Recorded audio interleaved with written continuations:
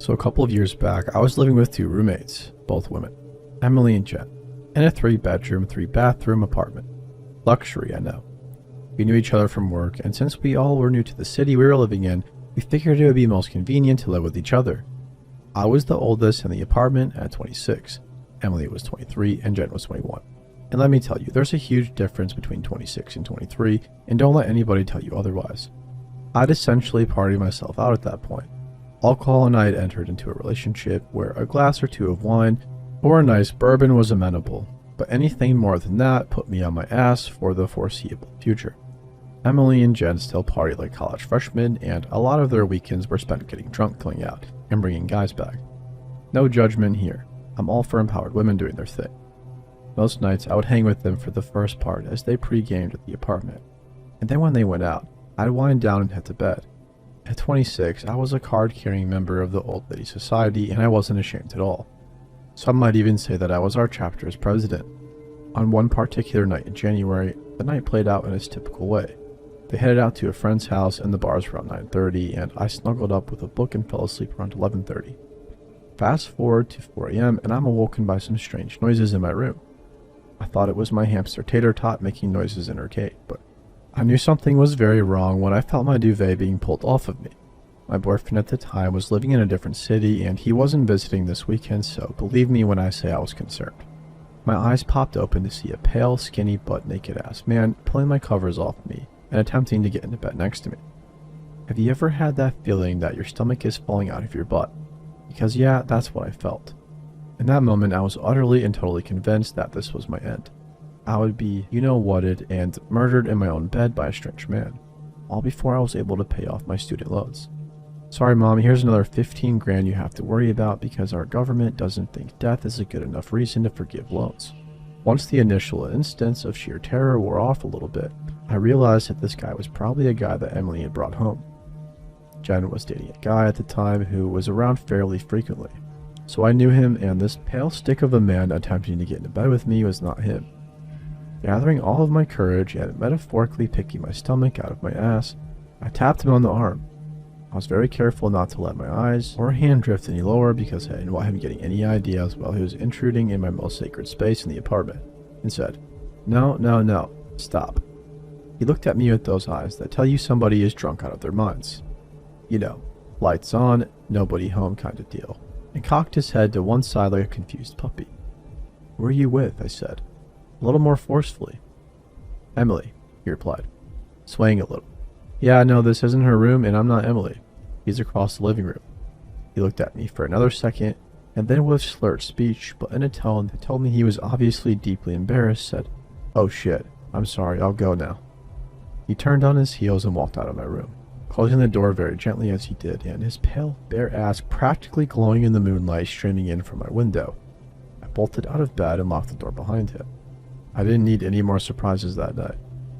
I crawled back into bed, heart pounding, and spent the next 30 minutes doing the deep breathing exercise my counselor had taught me to calm myself down enough to fall back asleep. What I think happened is that he got up to pee in the middle of the night and didn't remember where Emily's room was, so just walked into mine mistakenly.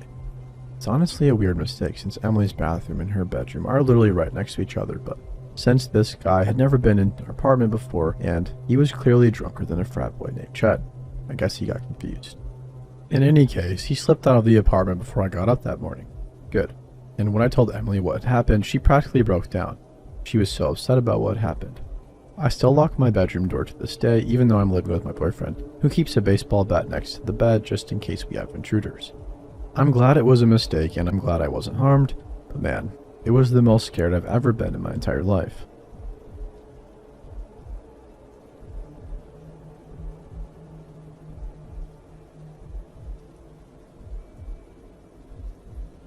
I'm 20 and I genuinely liked Dana when we first met.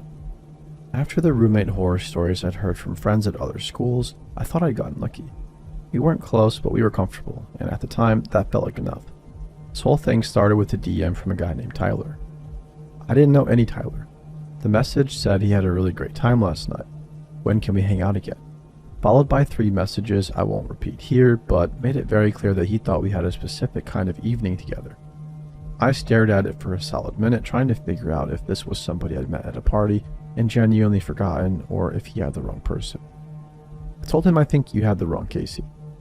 He sent back a screenshot immediately, like he had it ready. It was my face, my name, my university in the bio, photos pulled directly from my real Instagram. The same ones, same order, and same captions in some cases. An entire account built to look exactly like me that I had never created and never seen before. I sat on my bed and just stared at my phone for a while. I reported the account and then started actually looking at it before Instagram could take it down. 4 months of activity. Hundreds of messages sent to different people. Dates were arranged, meetups were confirmed, and conversations that went on for weeks with people who thought they were talking to me. Real me. The account knew my class schedule, knew which dining hall I used, and knew my dorm building and my room number, and what time I usually got back from my Tuesday to Thursday classes. I put my phone down and looked across the room at Dana's empty desk. I started paying attention differently after that. It sounds obvious in retrospect. It always does. But when you live with someone, you stop actually seeing them after a while. They just become part of the furniture of your daily life, and I had to consciously reset and look at Dana like she was a stranger. She knew my friend Britt's name before I introduced them. I caught it because Britt came to pick me up one afternoon, and Dana said, "Have fun with Britt," before I'd said who I was going out with. She corrected fast, said something about hearing me mention her, and I let it go because it was easier to let it go than sit with what it might mean. She knew I had a quiz on Wednesday before I mentioned it, and she knew my professor's name for a class I'd never discussed with her. Small things, individually dismissible, collectively forming a shape I didn't want to look at directly. Then I saw her phone. She left it on her desk and unlocked when she went to the bathroom, and I wasn't snooping. I genuinely just glanced over, but the photo open on her screen was taken inside our dorm room. Our room. From the angle of it and from the position, it was taken from Dana's desk, looking across at my side of the room. My bed, my desk, my stuff. And I was in it, sitting at my desk with my back to the camera, completely unaware. I looked away before she came back. I didn't sleep well that week. I set the trap up on a Thursday. Told Dana casually that I was staying at my friend Mary's place on the other side of campus Friday night, that Mary was going through some stuff and wanted company. I said it like it was nothing and went back to my phone. Dana said that was sweet of me and went back to her textbook. I told nobody else. Not Mary, not Britt, not my mom. Just Dana. Friday night, I turned the lights off at 9 and sat on my bed in the dark with my back against the wall and my phone in my hand and waited. 11 o'clock. Somebody knocked on the door. I didn't move. Knocked again and said my name. He said it was him. Said we'd been talking for weeks and said I told him to come tonight because I'd have the room to myself. I called campus security with my phone volume all the way down and typed more than I spoke and watched the door handle move once while I was on the call. He knocked 2 more times and then it went quiet and I sat there in the dark waiting. Security got there in about 8 minutes. I let them in and explained everything in the hallway while one of them went to find the guy who was still sitting on the floor outside my door waiting like I told him I was coming. Dana came back at midnight. She pushed the door open and I was sitting on my bed with the lights on and a campus security officer standing in the middle of the room. And her face did something I've never seen a human face do before, and I hope I never see again. It wasn't guilt exactly. It wasn't a surprise. It was more like a calculation happening in real time. Every expression she might have tried flickering through too fast, before she settled on confused and concerned and came inside, asking what happened. She was so fast with it. That's what got me. The recovery was immediate and practiced, and if I hadn't been watching her face in that exact first second, I would have missed the thing underneath it entirely. She stuck to confused and concerned all the way through the security report and all the way through the university investigation that followed and all the way through the one conversation I had with her before I got moved to a different room, where she sat across the table from a university official and said she had no idea what I was talking about and seemed genuinely hurt by the accusation. They found the fake account and a link to a device registered to her campus login. They found the photos on her phone and they suspended her pending a fuller investigation. And I moved out that weekend and never spoke to her again. I found out 2 things through the investigation that I was not supposed to find out, but obviously did anyway. The first was that the guy she sent to my room that night had been talking to the fake account for 6 weeks. He thought he was coming to see a girl who he had been building something with. Whatever Dana had planned for that night, whatever she'd been arranging, she'd arranged it around the fact that she believed I wouldn't be there. I don't let myself think too long about what that means. The second thing I found out was that Dana had transferred to this university at the start of the year, from a school in Tennessee where she spent one semester before leaving under circumstances the university there would not disclose. One semester. Then she transferred. Then she got randomly assigned to a roommate. Then 4 months later, that roommate started getting messages from strangers who thought they knew her. I don't know what happened at the school in Tennessee. I've looked and found nothing. I don't know if there was a girl there who got messages from strangers, and I don't know if there was a girl there who set up a trap and waited in the dark, or if that girl had been less lucky than me in some way. I can't let myself picture clearly. Dana is now gone from the university. That's all I know officially. I just know she transferred once before, and I have to live with not knowing why.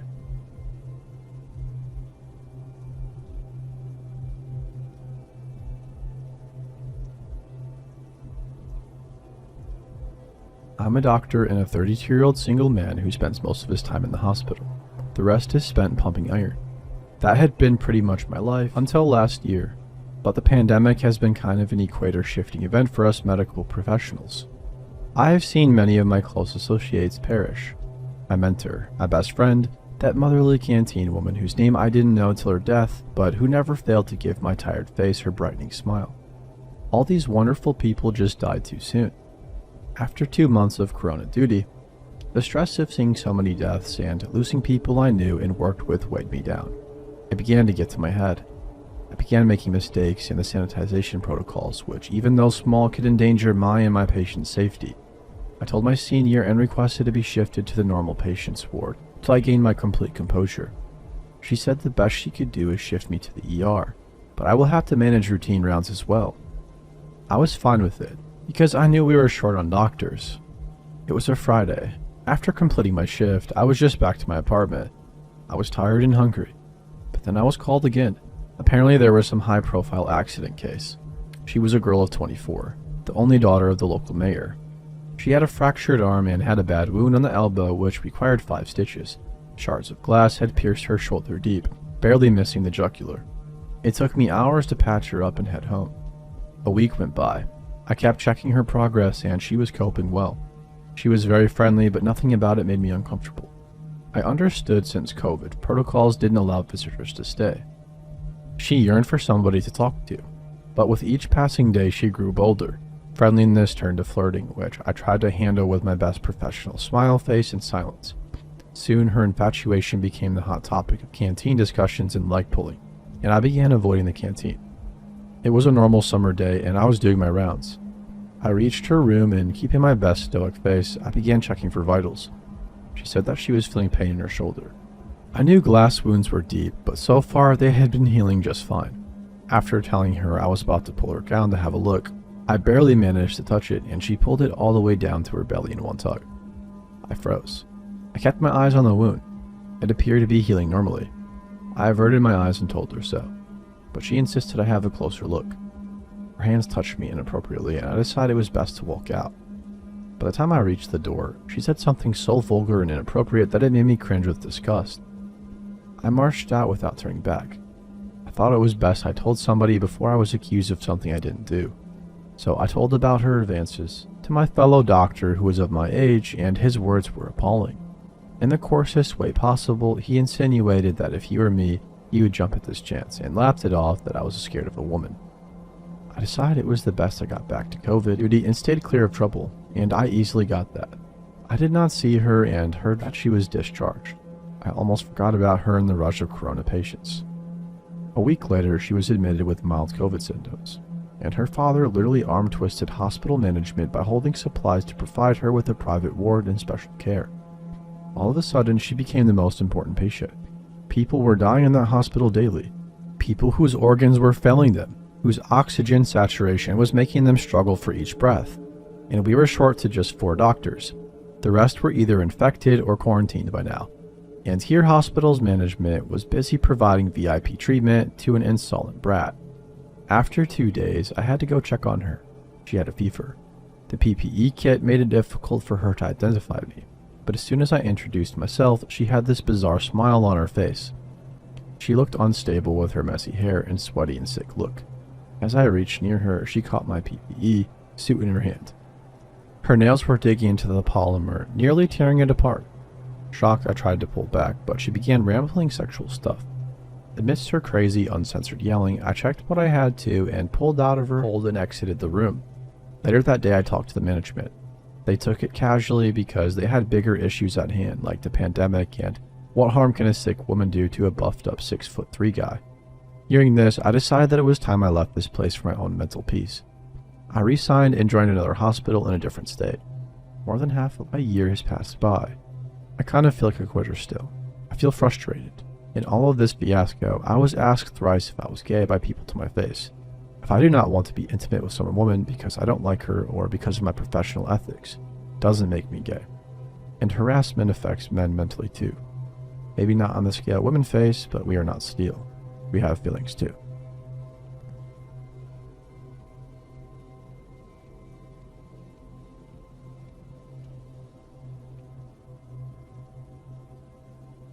So this happened a couple of years ago. We used to live in a house in the mountains, so the only neighbor we had wasn't that close to our home. So there was literally nobody around. This happened on a Sunday. I had my daughter, she was 13, coming for the weekend and she was sleeping upstairs. My bedroom is downstairs. I was in the living room watching TV when I decided to go outside to contemplate the stars. The thing is that I had to let my door be semi-open because there's only one handle. Logically inside the house, and the other side of the door can only be opened with a key, so no handle from outside. I contemplated the stars for about 5 minutes and then I felt like I could smell a weird smell. I went back inside. It was 3 a.m. so I decided to go back to sleep. Then I woke up at 6 a.m. I could see the sunrise, so I decided to open my window since it was extremely hot inside and stand up at the edge of the window from outside. Suddenly, I felt like a hand was pushing me on my back. I got pushed from my window by somebody. The thing is, there was only me and my daughter in my house, and I got pushed out of my own house by a stranger, and my daughter was still inside. Since the window was closed, I couldn't open the front door either, because I didn't have the keys. I knew that my neighbor was a locksmith, so I subsequently rushed to his house, woke him up at 6 a.m. and explained the situation to him. He took his stuff and came with me to my house. Now, I'll tell you what my daughter told me. She told me that she could hear an old man coughing and that she didn't recognize the cough, so she instantly went into the bathroom and locked the door of the bathroom. The door of her bedroom didn't have a lock, only the bathroom did, and she turned on the tap while she was calling the police. My neighbor managed to open the door. We rushed upstairs. While going upstairs, I saw that a knife was missing from my knife set in the kitchen. We went upstairs and we saw that the door of my daughter's was opened. We turned on the lights and saw an old man with a hood holding one of my knives, waiting in front of the bathroom door. My neighbor and I beat the living heck out of him and waited until the police came. The man was arrested, and the week after that, we moved into another county.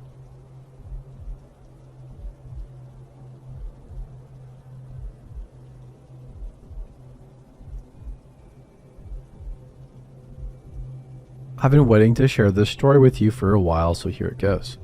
In 2007, when I was 12 years old, my family and I took a trip to Key Biscayne, Florida, with some of my cousins and family friends.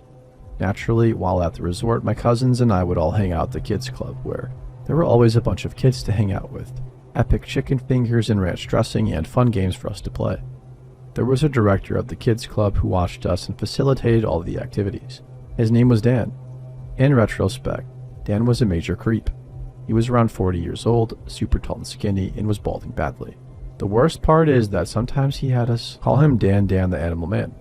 Side note, these sorts of memories leave me in awe of how naive and blinded to danger I was, and I'm not sure most were as a kid. If I ever met this guy now, I literally wouldn't want to get within a 5-foot radius of him, and there I was at 12 years old, thinking he rocked. Time is a wonderful thing. Anyhow, I digress.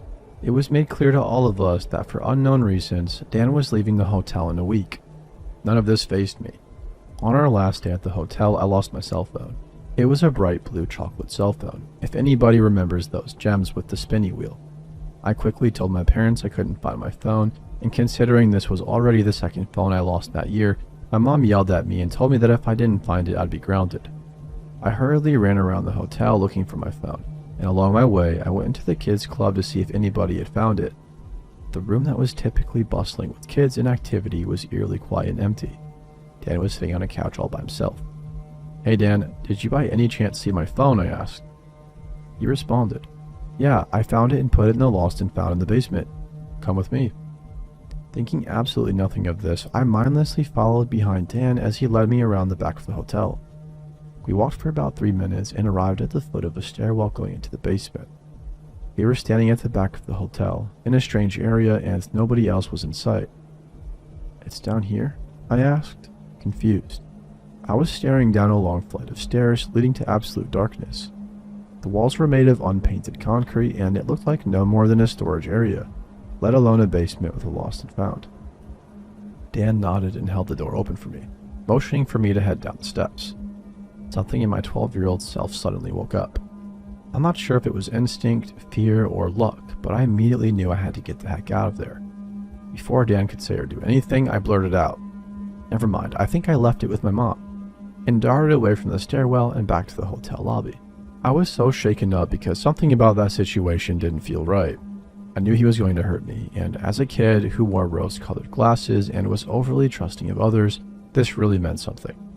I tried to compose myself and figured I'd investigate a bit more. I walked up to the concierge of the hotel and asked them where the lost and found was because I had lost my phone. The nice woman at the front desk told me that the lost and found was right there at their desk. She then asked me what kind of phone I lost, and after I told her it was a blue chocolate flip phone, she smiled and pulled it out of the box under her desk. "Somebody turned it in here earlier," she said and handed my phone.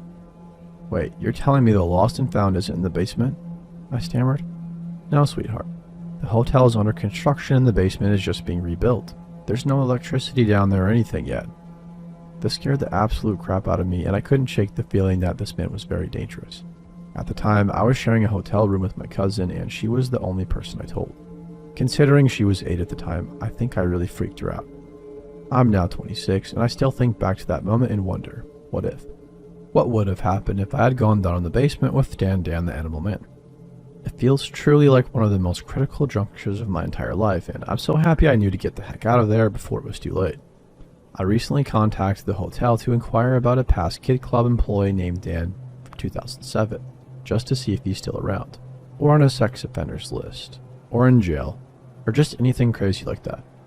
I even told HR this whole story, but they still refused to give me any information about him and sounded pretty sketchy about it. I will continue to do research, and if I ever find more information, I'll make sure to give you guys an update.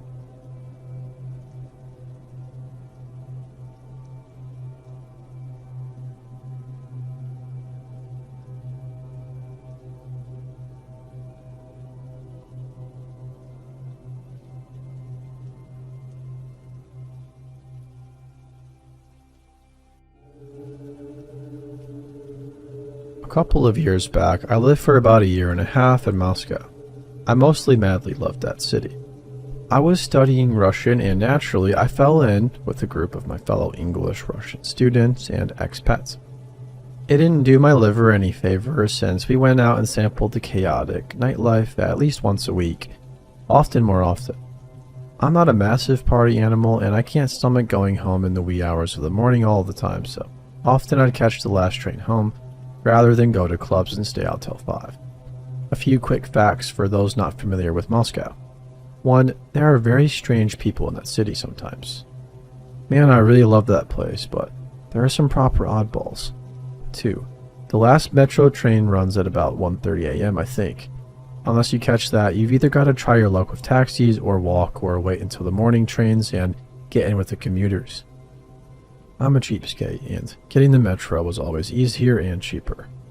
3. Moscow Metro is legendarily complicated and weirdly organized and intimidating. It's also very kind of creepy at 1 a.m. when, for a bustling metropolis outside the city center, there aren't many people hanging around in the station. Those big, grand Stalinist halls, totally devoid of anyone else. Bloody freaky. Like the setting of some weird dystopian futuristic zombie thing or something. Always gave me the heebie-jeebies. I should also add that for some strange reason, the men there seemed to think I was a member of the sex industry often. This was mainly a problem in the winter months because maybe the women don't risk the minus temperatures at 2 a.m. Just kidding. Maybe just because, I don't know, I spent most of the time dressed like Scott of the Antarctic and trying not to faceplant on black ice, none of which screams prostitute to most people, but... So onto the weirdo. I'd been out to the bars with my friends, and since I had planned a big sightseeing day the next day, I bailed on going to the clubs and headed home. I had a few friends who lived on the same line, but this night they were all going on a proper night out, so I thought, screw it, and braved a boring metro ride home alone. Going home started happily, merrily, drunkenly hopped onto a train, and it was quiet, but not too quiet. A couple of merrymakers out and about, but I got a seat with loads of space in a relatively quiet car, and I kind of zoned out for a few moments. Our antagonist got on at the next stop. He was a very big man, heavy-set, but also generally huge, and he stood near the doors. I don't know why I just kind of ended up spacing out in his direction. I was drunk, alright, but I did end up staring a little bit, not paying attention, just waiting for my stop. Gradually, though, I noticed he had this pool of pinkish, reddish, watery stuff collecting in drips around his feet. Like, you know, the stuff you get in a packet of meat. My brain processed this as blood at first, so I stared like an idiot, wondering if this man was injured or something. When I looked up, I made embarrassing eye contact and realized two things. The liquid was leaking from his shitty, battered-looking backpack he was carrying. Seriously, who carries leaking meat in a backpack? He was also staring at me. I looked away. He came to sit in the opposite seat from me, still staring. I only had to wait one stop for the station I had to change lines at, but it was the most damn uncomfortable wait I've had for a long time. He stared at me the whole time with something my brain can't decide was a weird rape or assault face or a want to hurt you face, since I was too scared to properly look at him. My station came. I got off the train. Meat Man followed, which I shrugged off. Maybe he lives at this stop, I said to myself. To be sure he wasn't following me because he made me massively uncomfortable, I took a very counterintuitive and convoluted path to the platform I needed to catch the last train from, even at the risk of missing it. Fortunately, this station was quite busy and full of guards for some reason, or I might have freaked out a bit here and then. I genuinely took the most stupid time-consuming trip of the platform I could think of. I looked over my shoulder a lot. I kid you not, he followed me every step of the way, step after leaking step. I tried everything to shake this man. When my train arrived, I got into one car, dived off, and ran into another, running like a lunatic to avoid missing it. He somehow followed me. I pretended to not get off at the next stop, the station before my station. He started to follow but didn't buy it. All I could think of is, wow, I'm going to be killed by the Russian equivalent of the Midnight Meat Train Man. This can't be happening. I purposely avoided even looking at him. I didn't want to miss my stop, so I jumped off the train like a crazy person. Again, luck was not on my side because that jerk must have the reflexes of a cat. My station was one of the ones that was genuinely really quiet, like a freaking tomb, and it creeped me out the best of times. To make it worse, the easiest way home was through one of those convoluted Moscow metro overpasses. I decided to do the stupid thing and ignore this man, just go about my business and hope he went away. Halfway through the underpass, this man was still following me with his drippy bag and his crazed, unfocused eyes and his weird rape murder face. And Dutch courage kicked in. I was pretty spooked out by this man, but I was also really upset and angry. Suddenly, like really mad. What I did next was stupid, but it is a lighthearted end to the story of the scary Moscow Metro Man. I wouldn't necessarily recommend it. It probably won't work most of the time. I wouldn't try it on anyone or anything else. For example, bears. Yeah, so please don't try this on bears. I was also really drunk, which is probably why I thought screw it and decided to do it. Aware that this man was still following me and closing in and genuinely being very stalky now, I turned around and shouted, "If you don't leave me alone, I will murder you," and other things to that extent in a drunken mix of Russian and English. I kind of had a very special kind of alcohol and fear-fueled temper tantrum, which involved jumping and feeling like a crazy person, swearing and throwing my shoes at it. You know, out crazy the crazy. Eventually, I managed to get him to piss off enough to make a getaway, and put enough distance between us that I managed to lose him. Worth looking like an idiot for, I reckon. I don't know why he was following me or what was in that damn bag, that leaking stuff, or why he looked so mad. He might have been drunk, Maybe. And I know my imagination takes me down a dark route when I think about it. Maybe I was lucky to not be found face down in a ditch or something. Maybe he had truly horrible plans and I made it too much hassle to be worth the payoff. Maybe there was something properly nasty in that Mickey-looking backpack. I'll never know and I don't want to. On the other hand, he was scared off by a drunken woman waving her arms like a helicopter, shouting threats and throwing her shoes around, so maybe he was just, I don't know, mildly creepy and not much of a threat at all. Again, I'll never know. But that's the story of the Moscow Meat Man. Hope it wasn't too long.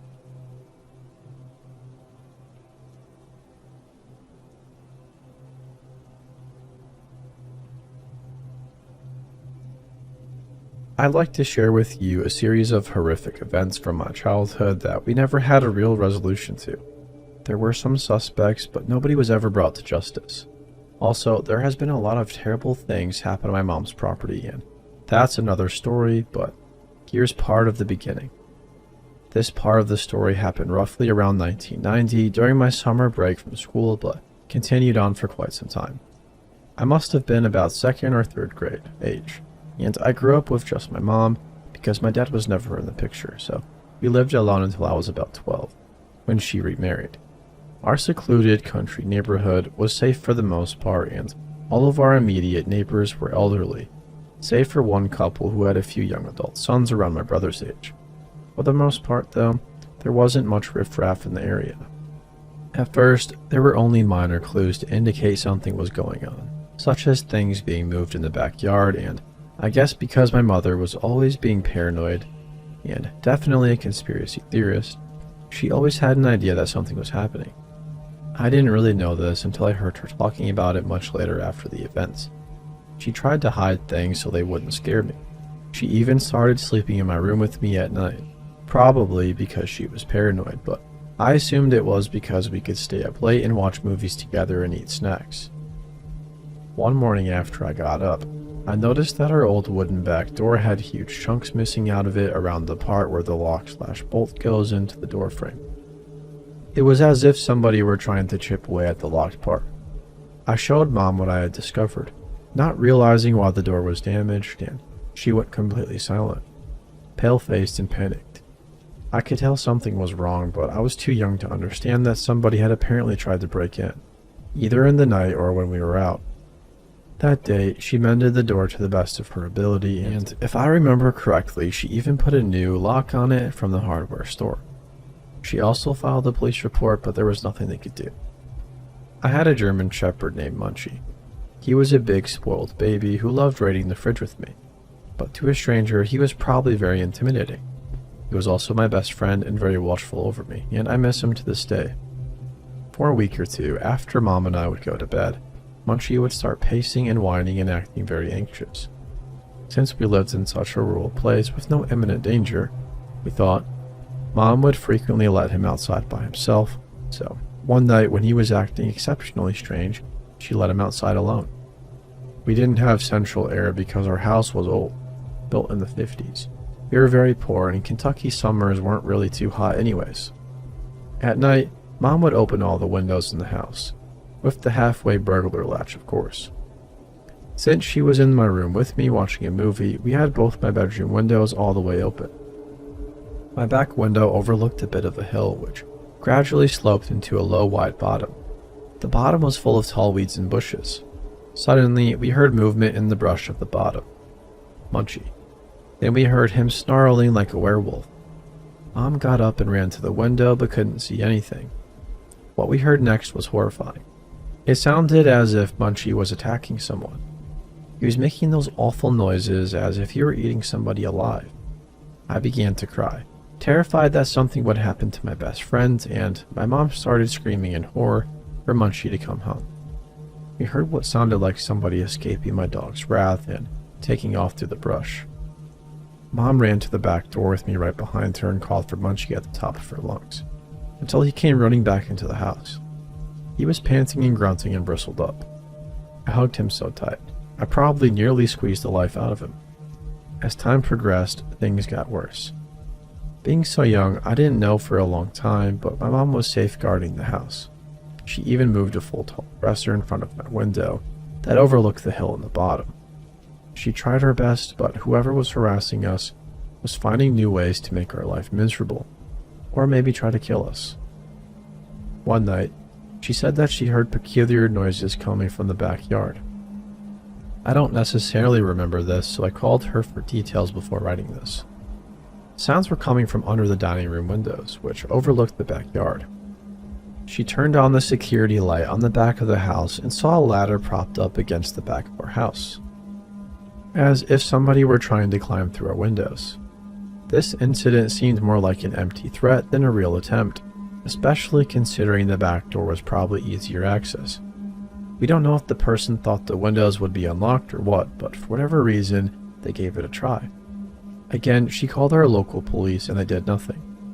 I should probably note that we didn't really have much law enforcement there. You probably wouldn't believe me if I tried to tell you how worthless law enforcement was and still is in that area. On another occasion, and this memory is burned into my brain because it scared me so bad, somebody snuck up to my bedroom window one night. I hate to even think what their intentions might have been. Mom had drifted off to sleep, but I was quietly watching the rest of Willy Wonka. I was looking in the direction of my ominous window, the one overlooking the bottom, so I ended up getting a good look at this big white hand which reached up and slapped my window screen multiple times, in rapid succession. I screamed. Mom woke up and the tormentor took off, no doubt through the brushy bottom. My mom is a dog person. She adores dogs and always had lots of dogs and puppies around. We had 7 little black pups and the mother dog around this time, and they lived outside on our huge property, had plenty of space to play, and had a very nice big doghouse. At some point around the same time this stuff was happening, we had to be out of town for a few days. Mom had some people watching the house, and I guess she didn't really think anything horrendous could happen. Then again, she wasn't aware of how far this would go. When we came home, Mom's puppies had been killed and lined up in a row in the side yard, close to my window that overlooked the bottom. This was obviously absolutely devastating. The police did little to help, which included telling her how short to saw off her shotgun so that I was still legal and advising us to keep Munchie in the house. I forgot to ask, but I'm nearly positive that my mom ended up sending the mommy dog away to my sister's house on the other side of town. Months later, incidents were increasing in occurrence, and then somebody decided to take it way too far. Something hitting the back of the house in the wee hours of the morning. Mom looked out the windows and saw nothing, at least not until the next morning. She found a stick with a charred pine knot on it. Somebody had apparently lit it on fire and threw it at our house. I assumed they were hoping our house would burn. And don't even ask about the cops because they did nothing yet again. I wouldn't be surprised if they knew who the culprit was and just didn't care. Then one day, Munchie went missing. He had gone out to the bathroom in the evening before bed, but he didn't come back immediately like always. He vanished. I don't even want to go into detail about this because it breaks my heart all over again, but we found him days later. He had been poisoned. To be completely honest, I could keep going with this story. Although it takes a lot of unbelievable turns, not all of them are horrifying. Some are just ridiculous. Then around 2009, a multiple year-long court case began where my mom had to fight a group of her neighbors in court to keep them from stealing her property. Those events led to us believing that the people involved with that case may have had something to do with the torment we experienced all those years ago. But really all we can do is assume. So, tormentor, I wish we could meet, but you are a coward who harasses women and children and hurts animals.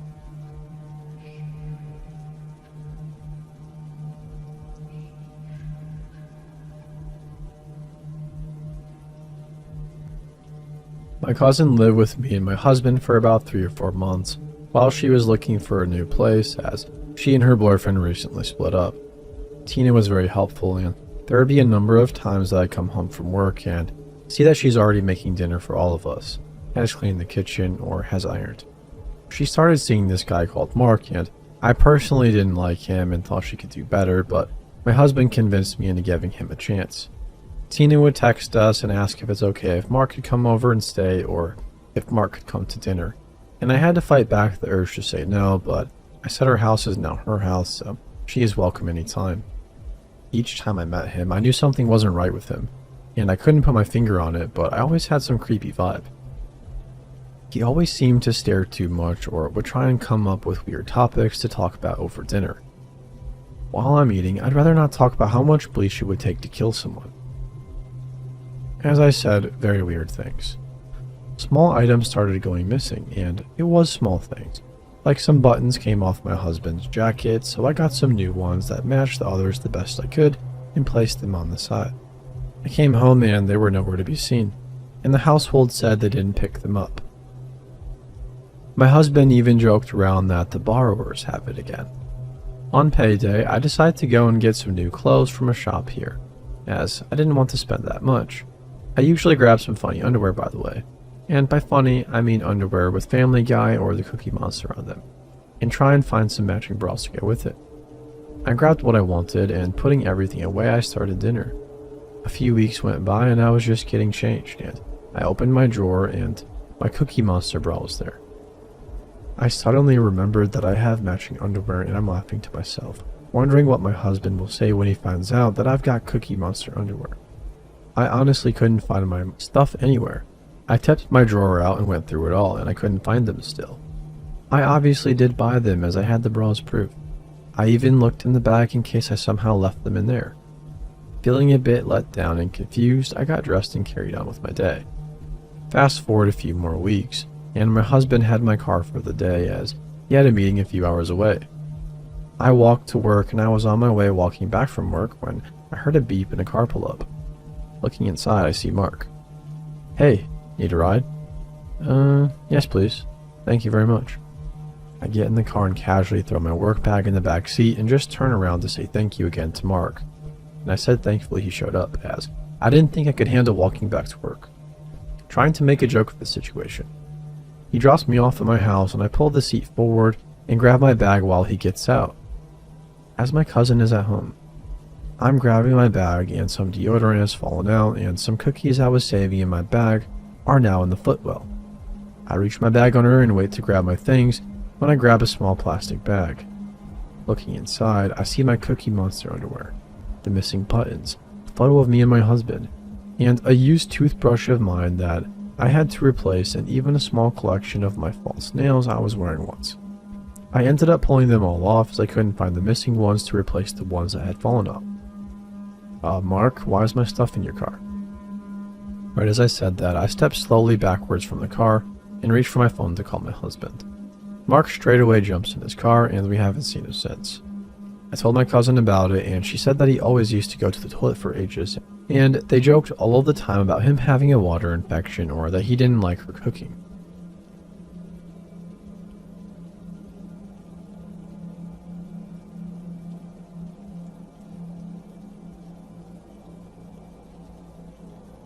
I walked into the bathroom at my community college, and there was another guy in there, and he was at one of the two urinals. I walk in and step up to the other urinal, and from the moment I walked in to the moment I unzipped my pants, this guy was staring directly at me. In my head I thought, maybe this guy's on the spectrum or something, because our college has a lot of students that are special needs and is a great place for them to get a degree and has really good programs to work with them. So it felt off, but I thought maybe it's nothing. I only wished that this was where the interaction ended. He finished before me and went over to wash his hands. I was just waiting for him to finish up and leave the bathroom because it felt really weird. While I'm still at the urinal and this guy is washing his hands, he looks at me and says, "You're a complete stranger, so you won't judge me.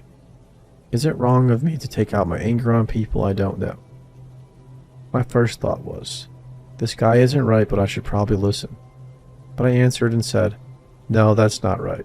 That isn't healthy for you or the other person." He answers, "That's the conclusion I've come to as well. Thanks." And then he turns and walks out of the bathroom without even drying his hands. I don't know about that guy. I have a bad feeling about him, and I don't know what to do about this situation. So, bathroom guy, I hope you get the help you need, but let's never meet again. Edit. From all the replies, it seems most people are just as confused as I was. Some say this guy could have been dangerous or unstable. That was kind of the vibe I initially had. Some say that this could have been a question that somebody with a mental illness would ask, not aware of social norms and with no ill intent. That could very well have been it too. Personally, I hope it was the latter, and I hope I don't see him on the news for doing something horrible one day.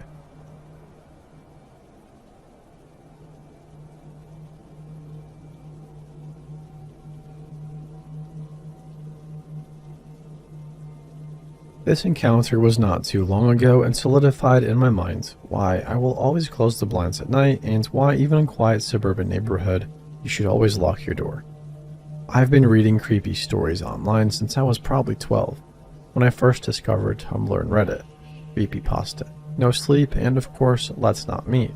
So, I have long since taken to checking to all windows and locks before I go to bed, and closing blinds and curtains for fear that I might look out to see some creep in a clown costume with a knife in my garden, or a person with their head at an unnatural angle.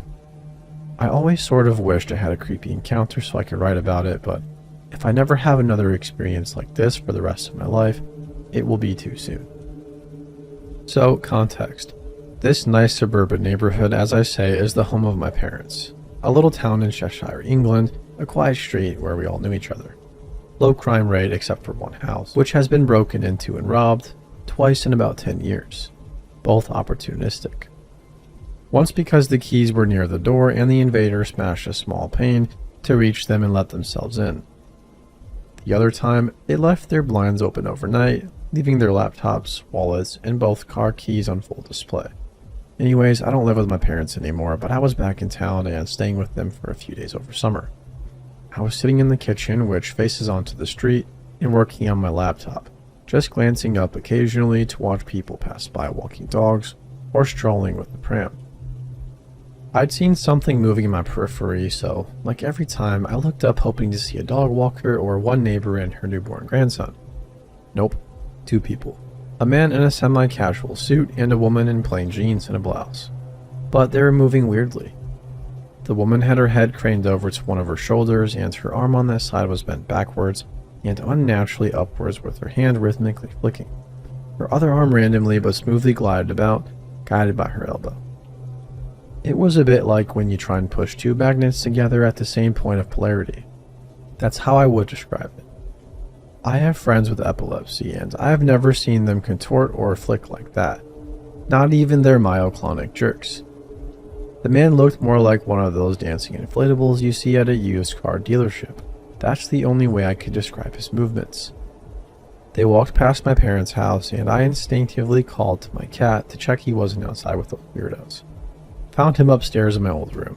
He was looking out the window, and as I followed his gaze, I saw two of the kid neighbors in that house that had been robbed multiple times waving across to me. Well, to my cat, but I waved back. All the same, from their parents' upstairs bedroom window. I went downstairs to tell my parents about the strange moving people, and my dad just furrowed his brow, asked if they were gone, and said to double check that the door was locked. I headed back to the kitchen to check if our back door was locked. This door doesn't have any windows in it, so you can understand I jumped out of my skin when, as I put my hand on the door handle, it was pushed down by somebody on the other side. I pushed the door immediately, before anybody could push it from outside. I also must scream because I hear my dad call back. I hear his footsteps coming through the house, and then I hear a loud gasp on the other side of the door and out of the kitchen window. Guess who I see making a threat? Creepy moving dude and dudette. By the time my dad made it through the house, they're gone. He doesn't seem to believe me, although he also doesn't seem to doubt either. He's never seen them before and takes a free pop at me for being discriminatory against potential house guests with movement disorders. We make jokes like this because I had a movement disorder as a kid, and one time a parent wouldn't let me into her son's birthday party because they would be playing Simon Says, and I made it difficult for the other kids. I digress. Anyways, these people were gone. I don't sleep well, due to that movement disorder actually. And those scary stories I read meant that I always listened to the excessive creaking in this house and noises on the street outdoors at night, like people walking home drunk and foxes mating. Most of the sounds are quiet though, so imagine my shock when my straining ears are suddenly attacked by a child's scream. It takes me a second to locate the sound and another to lurch from my bed to the window, looking straight over to the upstairs window, the same one where not 12 hours ago my neighbor's children were waving to me from. I scanned down the house and saw their front door wide open. I shouted for my parents, hoping to wake them up as I flew down the stairs in my PJs, with 999 already dialed on my phone to report this likely home invasion before I do anything else. I'm remembering to scream fire, not burglar, as I stride across the road, attempting to wake up other neighbors and gather support. There are 2 kids and a teenager in that commonly broken into house, kids who I babysat for 10 years, and one of them just screamed at 2 a.m. when their front door was wide open. I make sure I say this out loud to the emergency responder on the phone. As I near the door, I can see a figure inside moving frantically.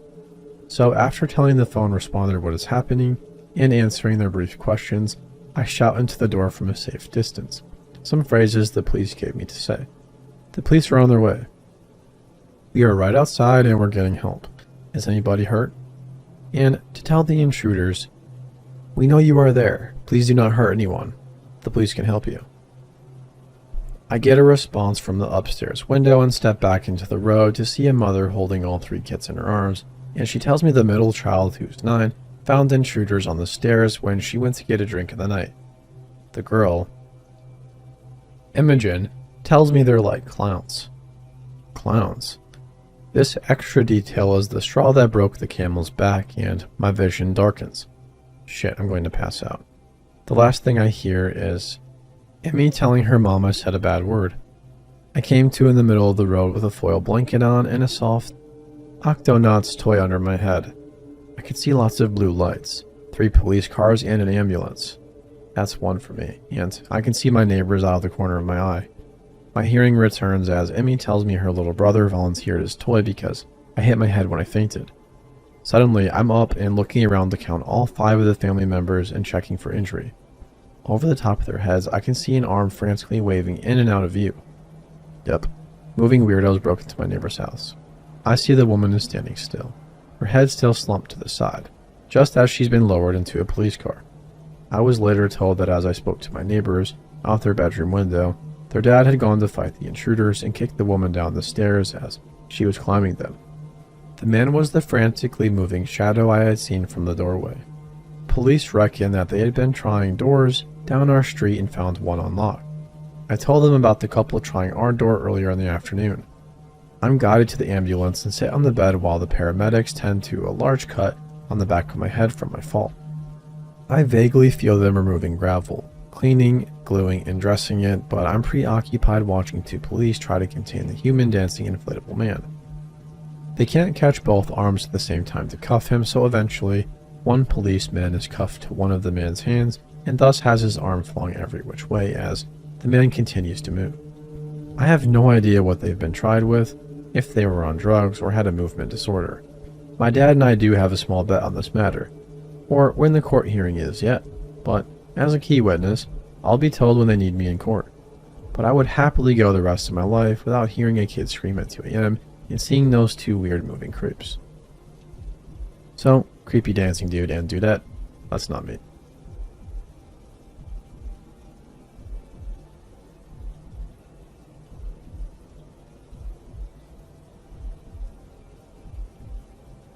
When I was in grade school, my family lived in a house that sat directly across from the school I attended. However, there was about a half a mile of wooded area between them. I was allowed to walk to and from school because it was so straightforward. My mom informed me that she and her siblings walked through the woods to school when they were younger, so it felt like a natural and safe thing for her. I loved the excitement of being able to walk to school all on my own, and I felt pretty at home in the woods, as I had been raised around them. The walk was pretty direct, with very few issues aside from a small but wide creek that I had to cross. The creek itself was no problem. It was the fact that on each side there was a steep bank that had to be scaled. It wasn't too terrible unless it had been raining. It had rained the day before, so my steps, which were normally loud, were fairly silent. This might have saved my life. It at least saved me from something terrible. When I reached the creek, I was in my own little world. I was thinking about a science project that we had to do at school and whether or not I was fully prepared for my part in it.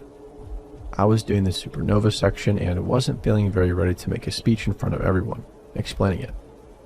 Anyways, I reached the creek and dropped down the first bank with a slightly wet thud. I crossed over the water and began looking for something to grab a hold of to pull myself up with. There were usually roots sticking out to use. Before I could climb up the other side, I heard a noise, like people talking. I stopped and waited to see if I heard it again, and I did. I heard a couple of boys talking, getting closer to me. I smashed myself up against the bank and listened for a minute. I don't know why, but something just told me to stay away, that something was wrong. The boys came so close, all the way to the edge of the creek bank, but they didn't jump down. If they had, they would have seen me in a flash. As luck would have it, there was an overhang that I was able to hide under. I listened as the boys talked. Yeah, she comes through here all the time. Should be coming around in just a minute. My heart sank. I was the only person that walked this trail to and from school, and they were in my direct path. That isn't to say that no one else was ever in the woods, but in all the time that I used this trail, I had never seen another person. To get to the woods from my house, I had to cross the road and walk through a small flat area with no trees, and from the school side, I had to walk through the school's football field. Anybody from either side could have seen me going in or out of the woods easily. I stood plastered to the wall of mud, waiting for them to catch me, but they walked around a little bit, smoked a few cigarettes, and started getting frustrated. Where the heck is she, man? She said she would be here, so where is she? Maybe she didn't go to school today. Anyways, we gotta go or we're gonna miss our bus. The high schoolers caught their bus to the high school to elementary school. This told me two things. One, they were obviously in high school, so much older than me. And two, they had some seriously bad intentions toward me. I heard them leaving, but I didn't dare move. I waited a good 30 minutes or so before I darted out of the creek bed and toward home. I'll never know exactly what those boys had planned to do to me that day, and I'm not sure I want to.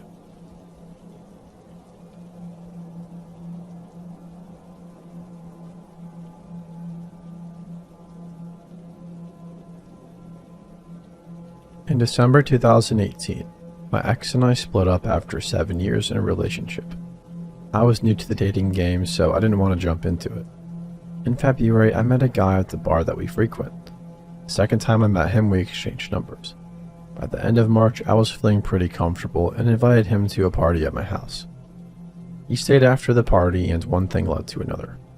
Well, after it was all said and done, I had a weird vibe.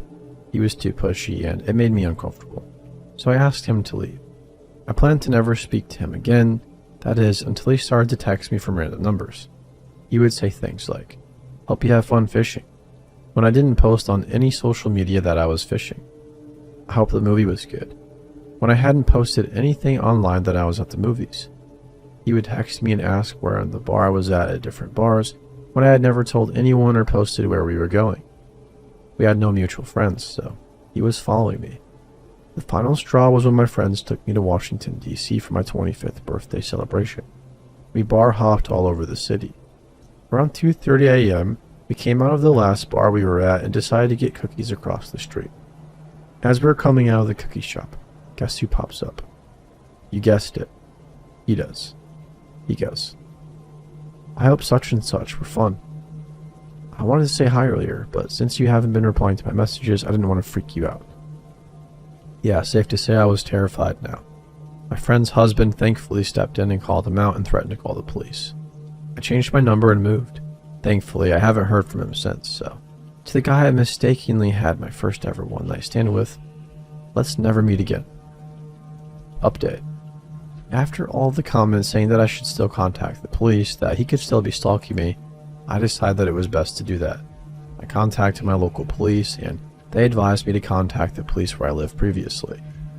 I did so, and I still live close enough that I went on Tuesday to file the paperwork for a restraining order. Thankfully, I know his full name and place of employment, so they will be able to locate him. I provided all the text messages and screenshots that I have, and now we wait for him to be served. It will be a temporary 15-day restraining order.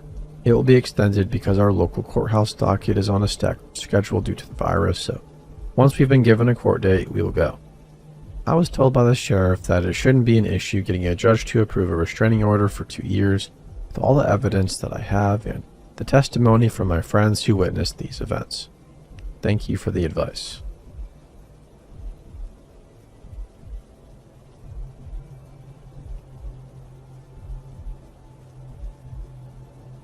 This happened to me a few years ago while I was still in college, but I've been watching a ton of those narrated true stories on YouTube, and I felt compelled to share my own experience. For some context, I'm Irish and I was studying in the UK to get my bachelor's degree. I don't know how common this is elsewhere, but where I lived, it seemed to be more common enough that landlords renting to students privately would convert the front downstairs room into an extra bedroom. This is where my bedroom was for my first year.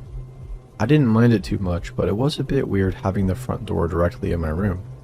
Especially since, for those who aren't familiar with terraced houses in the UK, there isn't a front garden usually, and we just had a small section separating the front door from the path outside. By now, I'd been living here for a few months, and I could recognize the difference in the sound of somebody walking past on the path and the sound of someone stepping towards the front door.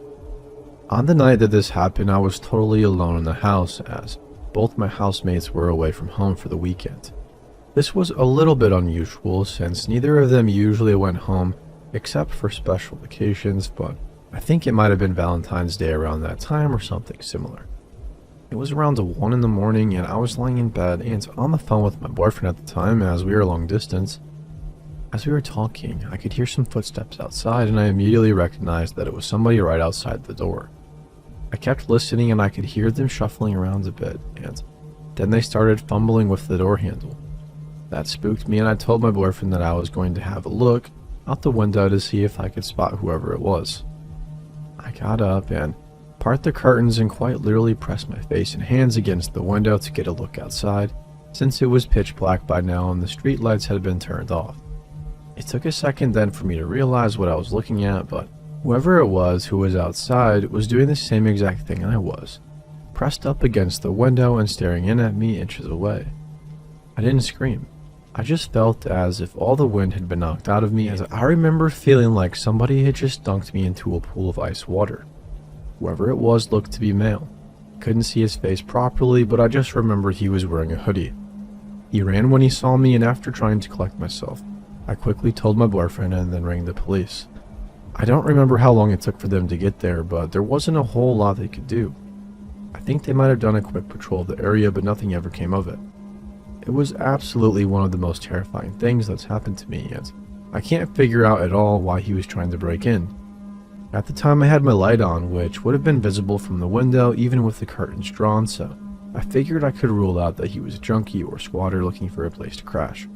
I don't know if maybe he'd been watching me and my housemates for a while, but seeing 3 girls living alone and thought maybe this would make an easy burglary, or worse.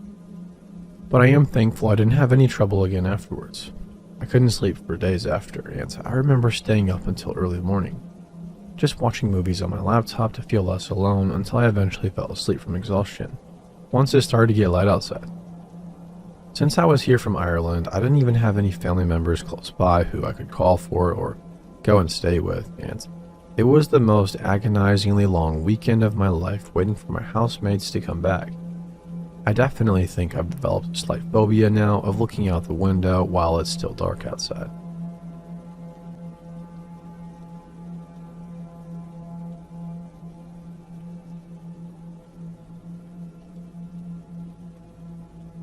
Now, before you bite my head off, yes, I know I have posted this story before. My reason for reposting is that the story has since been archived, and I have sort of a massive update to it that I really wanted to add. This morning, I was going through a really old hard drive and discovered a folder. The folder was named Kearney. In it was proof to validate parts of the story. So then people can hopefully stop accusing me of having made it up. I apologize for the awful quality of the pictures because these were taken back in 2007 with my video camera stills feature. So, hi everyone. Lately, I've had some requests to finally share the whole story of the homeless man I accidentally took in as a tenant and the incidents that followed. I'm just saying in advance, this is kind of a long one, but every detail is relevant. And please note, although everything I have documented is factual, the case was never solved and has likely gone cold since this happened more than 10 years ago. Now, back in 2007, I found myself working as a bartender at a now closed pub in my hometown. Not a job I particularly liked, but it did pay the bills.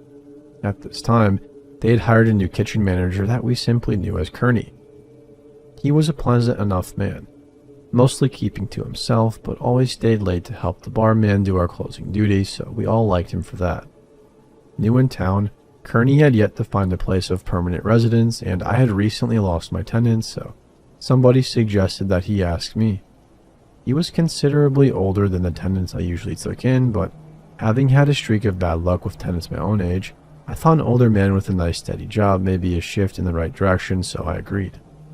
Kearney wasted no time and followed me home that very same night, but only he wasn't alone.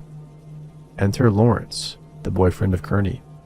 Honestly, I hadn't even realized he was gay to that point, but it was water off my back regardless. Looking back now, what really should have bothered me though was Lawrence's appearance. He looked like he had been sleeping on the street, rather appropriately as I would later find out.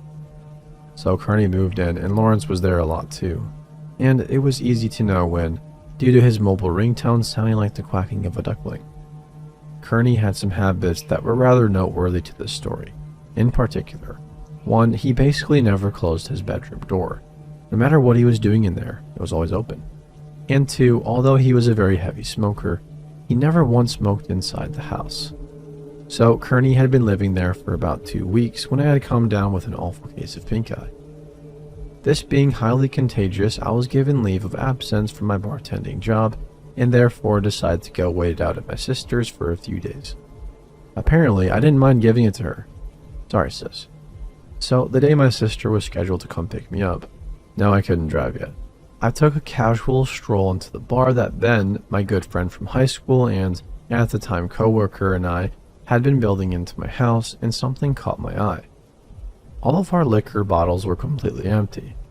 Now, those who had been frequenting my house at that time would know that we weren't just talking about 1 or 2 bottles of brandy here and there, but bottles of whiskey, gin, vodka, all kinds of stuff.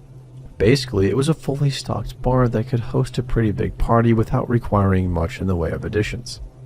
So I called Kearney in and asked him what he knew about this, receiving feedback that Lawrence and he had been on a slight drinking binge. Those were the actual words that he used, and it left me both furious about the thousands of worth of stock they had drunk out, but also slightly impressed that he was actually still alive. Regardless, I said that I would be dealing with this upon my return. So I'm with my sister for a few days, and on Friday I get a call from my local police department asking me if I know a Conrad Schultz. Ironically enough, I didn't. They finally add that I will probably know him as Kearney and that I should probably come down to the station, as they had just arrested his boyfriend trying to sell my camera equipment. So my sister rushes me back home, where all of my camera equipment was on display at the police station. It's on this visit that I'm informed that Lawrence was actually a Navy SEAL who got dishonorably discharged before turning to a life of crime and now has a rap sheet longer than the length of a chapter book. The kicker was that both he and Kearney were actually homeless men who had met at the Salvation Army. So Lawrence is in jail and my sister drops me off at home, more or less the same time that Kearney gets home as well. Based on Kearney's account of what happened, he had turned Lawrence in himself, so he couldn't allow Lawrence to do to me what he was trying to do, I guess. Although I had appreciated his sacrifice, I still told Kearney that he would have to go, having been the overall cause of all of this. However, not wanting to leave the homeless man while homeless, I gave him until the end of the month to make other arrangements. So Monday comes, and having just completed a staff meeting, I walk home to encounter a very much free Lawrence sitting on the sidewalk across from my house, watching it. I confront Lawrence as to why he's there, and he tries to apologize before begging for money. Rather out of character, really. I dismiss him without giving him a cent. Now I go back to the previous night. See, I had mentioned the staff meeting for a reason, as it was at that meeting where we had gotten a rather sizable list of liquor bottles that had gone missing from the storeroom, leaving us all suspecting each other. I, however, would not have to wait long to figure out who the real culprit was, as a few days later I opened the garage bin in my kitchen to see the missing bottles, all empty and staring back at me. I decided to sit on this information for the time being, although I did photograph it, just in case I needed it as evidence later. I had also called over Ben to inform him of the developments. As this was quickly becoming a detective game, we decided to enter Kearney's room to search for further evidence. Nothing of vast significance in there, with one exception: 2 single photographs of Lawrence. Before he had turned into Home's version of Lex Luthor or Charles Xavier. Actually, there were several of Lawrence's things still there, but as Lawrence had spent a lot of time there before the incident, I accepted this as normal. Now, I should also add that I had mentioned Lawrence's release to Kearney and had told him that if I even suspected that they were still seeing each other, I would throw him out of the house myself. Only a few days would pass before this came into play. On this particular night, I had been bartending again, and Kearney had constantly been stopping by the bar to help himself to drunk glasses half full of wine, and half full of Coke, which he would go drink outside the restaurant. We confronted him about this, but as he correctly pointed out, he was still a manager, and we had no right to tell him what he could or could not do. On his 4th trip, however, I had grown suspicious and decided to follow him outside, where I encountered Lawrence sitting outside, sharing the half Coke / half wine concoctions with Kearney. This made me mad, so the next day I returned to the restaurant with my photographic evidence, which I handed over to the general manager, who was also kind of a friend of mine. Although I hadn't physically seen it, I had heard the confrontation through the office door when he fired Kearney. Kearney left, obviously upset, and apparently had no idea that I had been the one who had turned him in. So we had closed earlier that night and I was walking home, going past the high school. I saw Kearney coming from the opposite direction. He walked past me, literally only saying 2 words: "I'm scared," before disappearing into the darkness. That would be the last time that I would ever physically lay my eyes on Conrad Schultz. So we reached the final week before Kearney's eviction was to take place. Ben had come to stay with me for that duration, as we both wanted to monitor the situation and make sure that nothing else happened. It was in this week that Kearney's behavior suddenly changed. He was constantly smoking in his room, and his door was closed 24/7. In fact, neither Ben nor I had caught so much as a glimpse of him in that entire last week, which we hadn't thought much of at that time. So, the day of Kearney's eviction comes around. Ben has gone home for a few hours, and I finally hear Kearney's bedroom door open. Somebody walks out of the room, opens the front door, and leaves. Followed him outside, but somehow he had already completely disappeared. What was left, though, was his house keys, indicating that he obviously wasn't planning to come back. I took a look at the keys, noticing something strange. Although the correct keys were all in the keychain, there were also several that weren't mine. Why would he leave me the wrong keys? I remember thinking as I walked into his room. His room was a shock, not because of the state it was in. The 2 had broken his bed in an act of wild monkey sex, but I had known about that already.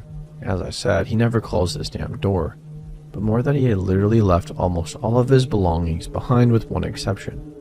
You guessed it. The 2 photos of Lawrence. Upon further investigation, I suddenly realized that all traces of Lawrence ever being there had completely vanished, with all of Kearney's stuff left behind. There was one thing Lawrence left behind, though: his duckling ringtone, which it turned out hadn't been so much a ringtone as an actual duckling, which now strolled around casually in the vacant bedroom, and we named him Neville, by the way. So Ben returns and gets updated about the developments, both of us thinking the way he left was rather weird. Of course, the whole thing had been weird. It was only when I asked the infamous question that all of this became a conspiracy theory. Did you ever actually see Kearney in this last week? It was to our shock that we realized that neither of us had. Suddenly putting puzzle pieces together.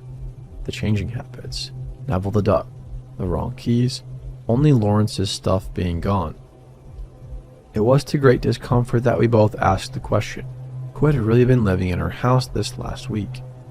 During the next few days, Ben and I went on a mission, searching the town, crawling into drain pipes, trying to find any trace of Kearney's whereabouts, but they all added up to nothing. Conrad Schultz had simply vanished off the face of the earth. That wasn't the case with Lawrence, though.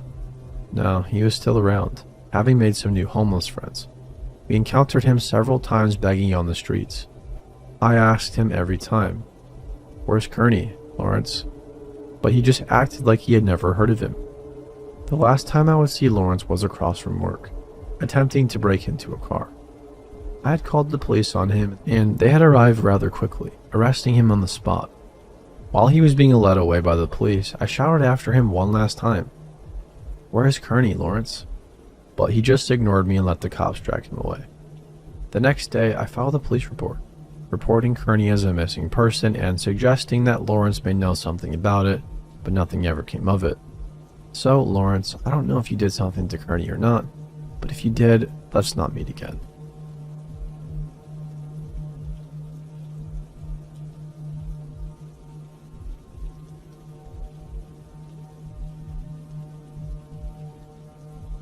Hey Reddit, I'm a long-time user, but due to the nature of this situation, I decided to use a throwaway. Trigger warning for baby death, abuse, stalking, etc. Also, apologies if this isn't the right sub, we just need answers. My girlfriend's mother is a long-time heroin user and has been in and out of jail for my girlfriend's whole life. When she lived with her mother and her mother's husband, she witnessed physical abuse and drug activity. She was forced to move out at a very young age in order to stay alive. She thought her mother was finally clean when her mom announced her pregnancy. After getting over the initial shock, my girlfriend then decided to be supportive of her mom since she thought she was clean. That was until her mom overdosed while pregnant. She decided to cut all contact at that point. My girlfriend is also a mandated reporter and last year reported her mom and her mom's husband to the state since she knew it wasn't a safe situation for the baby. The baby died in their house not even a month after due to an overdose with signs of physical abuse. My girlfriend's mother was arrested for the murder of her baby and other charges. Her husband was arrested for child endangerment and other charges very recently. At first, the judge did not grant either of them bail. Eventually, her husband was granted bail, which he posted. We did not know this until recently, which helped us put some of the pieces together. My girlfriend and I like to sit outside of her house in the car and just chat or listen to music. Recently, there have been black cars around my girlfriend's house. She is also frequently being followed by black cars when she drives me home. It's the same couple of black cars that do this. They're not just random ones. At first, we thought we were just paranoid since everybody was still in jail, but when we found out that the husband was out of jail, we began to doubt our insanity. The first major thing happened after my girlfriend and I went on a dinner date. Got home after dark and sat in her car for about 45 minutes before we noticed the same black car passing by us every few minutes. After 10 minutes of that, a different car drove towards us, flicking its high beams on when it got close enough for us to see who was inside. It swerved into the oncoming lane, and I genuinely thought I was going to hit the passenger side of the car. It sped away, and we ran inside. After that, we started noticing the black cars more and more. This past Wednesday morning, around 3 a.m.-ish, the same distinct black van that we had been seeing pulled up outside my house. This was weird because my girlfriend and I live about 30 minutes from each other in two separate cities. A man got out of the van and shined a flashlight through my yard, scanning it almost entirely. He shined the flashlight up at the window I was sitting at, kept it there for a second, then walked 30 feet to an empty driveway, scanning around there for 20 seconds before getting in the van and peeling away. The windows were ice covered and frozen, so I couldn't make out the specifics of the van, but it was strange. A few nights later, my girlfriend and I spent some time hanging out in the car when we spotted a black van hiding behind another parked car further up the street. We could only see one headlight, but it creeped by us as we sat in the car. My girlfriend lives between two dead-end streets. Think of a very blocky U, and she lives in the middle of that. The van went up the first dead end, four-way on, and sat for a few minutes before turning around and driving almost into another lane of traffic to get close to us. It then went up the other dead end and stayed put. We thought it was weird that the van didn't just back out of the first dead end, instead opting to drive all the way up the narrow street and turn around. After a few minutes, we call a friend and recount this story just to get an extra opinion. While my girlfriend was talking to her friend, I got out of the car to go for a cigarette and to see how far away the van was. I walked up the dead end that the van was on for about 15 feet, before getting the worst gut feeling I've ever gotten. Across the street from me was a black mass, which was darker than the darkness around it. I decided to just turn around and rush my girlfriend into the house. Later that night, we heard a bang coming from downstairs, followed by what sounded like a boot on wooden stairs. We locked the bedroom door, and I sat against the door with a baseball bat, hoping to barricade it. A few minutes later, we heard a car door slam before the sound of tires squeezing and a car driving away. Our initial idea was maybe it came from the TV, but we had paused it, and the TV in the next room is never loud enough to feel real. When I went downstairs an hour later to get water, there was nothing damaged or missing. We theorized that maybe it was the sound of the front door trying to be opened, even though it was dead bolted. My girlfriend's exterior wall doesn't face the road, and we've never heard car sounds before. It is, however, next to a private driveway, and sometimes we'll hear her grandparents' car door close, or the neighbors backing out. The next day, I was shoveling the sidewalks at my girlfriend's house. An activity that took about 20 minutes, and I saw the same black Chevy Silverado with mud streaks on the tailgate. It circled the block about 4 times. I was able to see the silhouette of the man driving through the passenger side window, and each time it was the same man and same truck. My girlfriend lives in a small town, and we were able to catalog the neighborhood cars. The black van and truck are abnormal. Our theory is that somebody is trying to scare my girlfriend into not testifying, or flat out making sure neither of us have the ability to testify. We really just need some more opinions. Are we just paranoid, or is this something we should actually be worried about? Do you think these are just weird coincidences?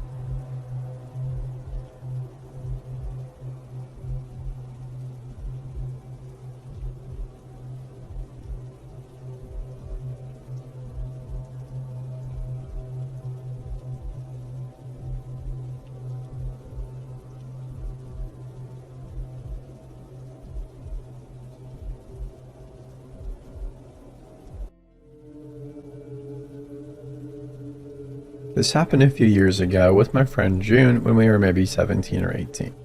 I'm 23 now. We were out driving around late at night on country back roads. We were teenagers growing up in a rural area, so going for a drive was one of the main ways we passed the time.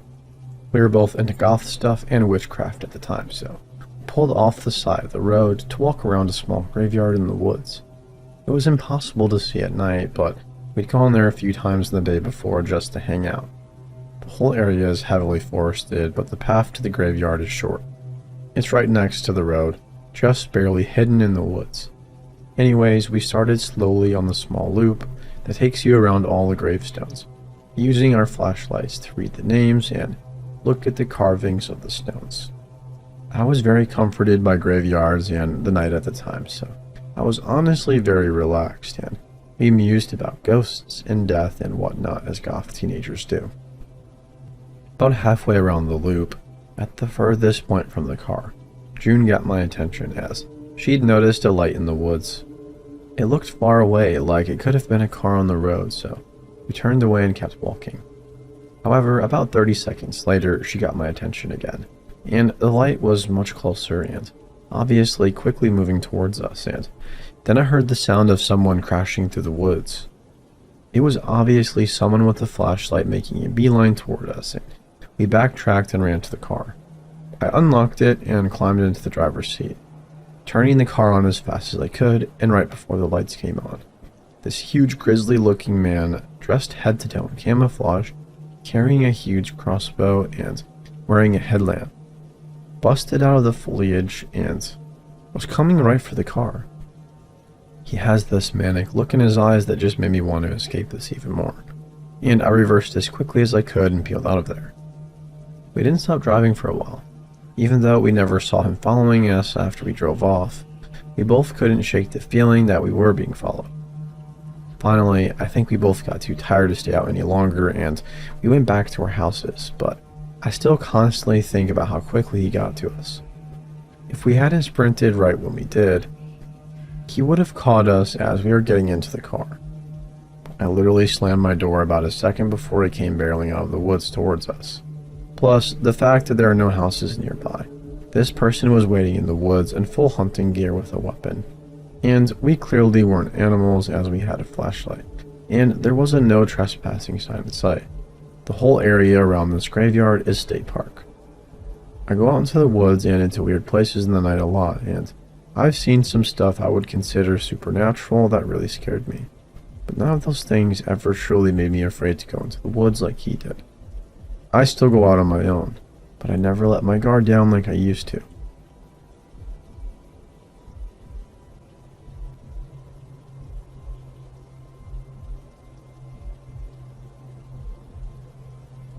So, this started on one of those meet new friends apps.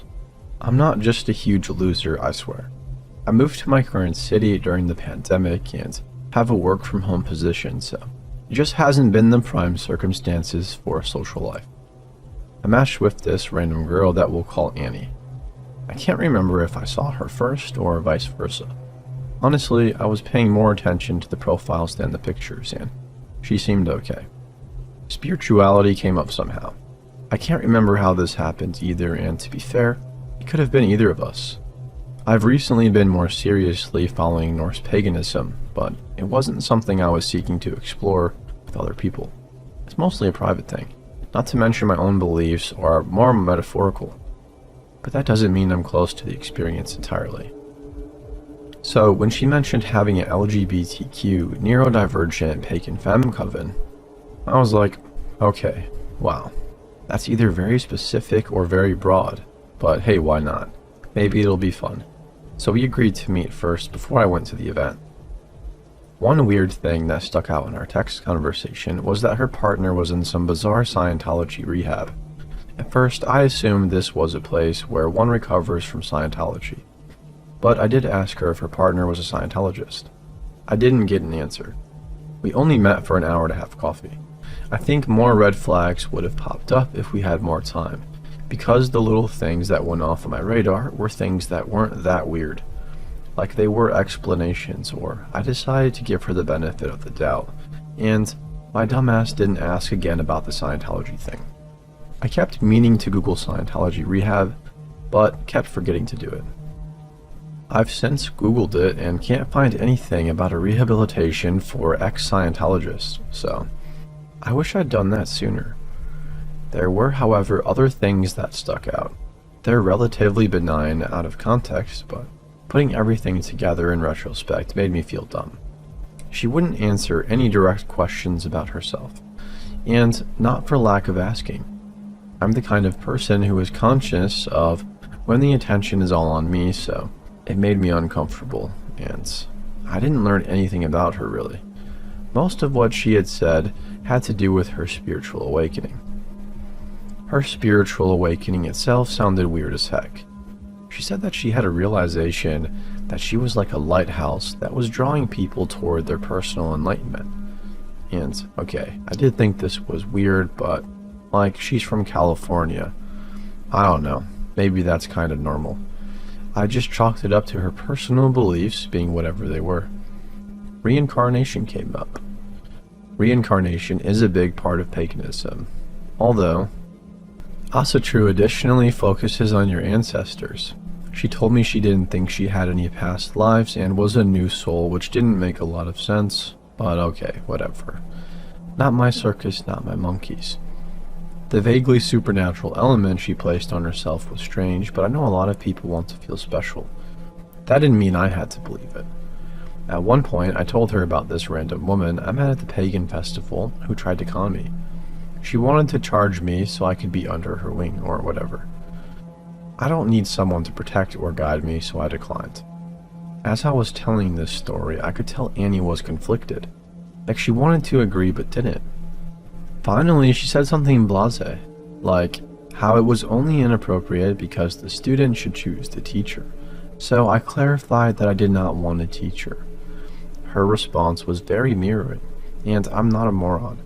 I was getting a weird sense that she wasn't being honest with me, that she was telling me things that I wanted to hear, and I told myself that she was probably just nervous. I have a strong personality. I'm very independent, so I can understand if somebody wouldn't want to go up against the things I said at our very first meeting. I know I'm just dumb at this point, but I didn't want to be paranoid. I don't trust people easily, and I know that, so I was trying to loosen up and be more chill. Yeah, that was a big mistake. So I go to this thing. Immediately, it's weird, guys. Immediately. The second I step foot in that house, I'm uncomfortable. It's filled with people and completely silent. Everybody's looking at me. I'm laughing and saying hi, and no one is like really responding. And here I am, awkwardly dropping my keys and phone, while everyone is just watching me. Eventually, I take a seat on this short couch because there's no room in the large circle. It's a very small living room, and there are like 20 people circled up. There's a cushion on the couch, so I sit on that. The leader starts talking, and as she's going on, I'm looking around at the people there. I was curious. Out of the corner of my eye, I see the leader trying to look at me. The girl sitting in front of me is partially blocking our view of each other, so the leader is like leaning over to try and meet my gaze. Finally, I felt awkward enough to shift over so that I was leaning against the arm of the couch. Staying perched on a cushion was uncomfortable by that point, so I shifted off and spread out a bit to be more comfortable. The leader ended the speech with, "So, spread out, I guess," which was clearly directed at me. It was said with some humor though, so I wasn't sure what to make of it. Everybody introduces themselves and are their own unique brand of neurodivergent. I'm ADHD, but I guess I don't subscribe to labels beyond the requirement to stay medicated. I've been medicated since 2015, so this isn't a new diagnosis for me. That was the only question we got asked about ourselves beyond our name. The leader guides us through this meditation, and people are making these weird breathing sounds and hums. I get it. It's spiritual, right? Unfortunately, my ADHD ass can't focus to save my life, and it's impossible for me to follow the guided meditation. I do not understand. How can anyone with actual attention issues listen to past drills in deep noise breathing?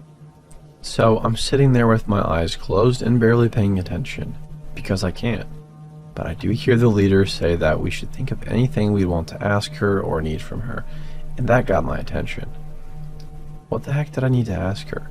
Other than where the snacks were, because I paid $8 and don't see a single one. Once the meditation ended, Annie and the leader walked around to give us material for an activity. Annie gave me 2 long pieces of twine, and the leader gave me 2 sticks. As the leader was handing me the sticks, I asked her where the snacks were.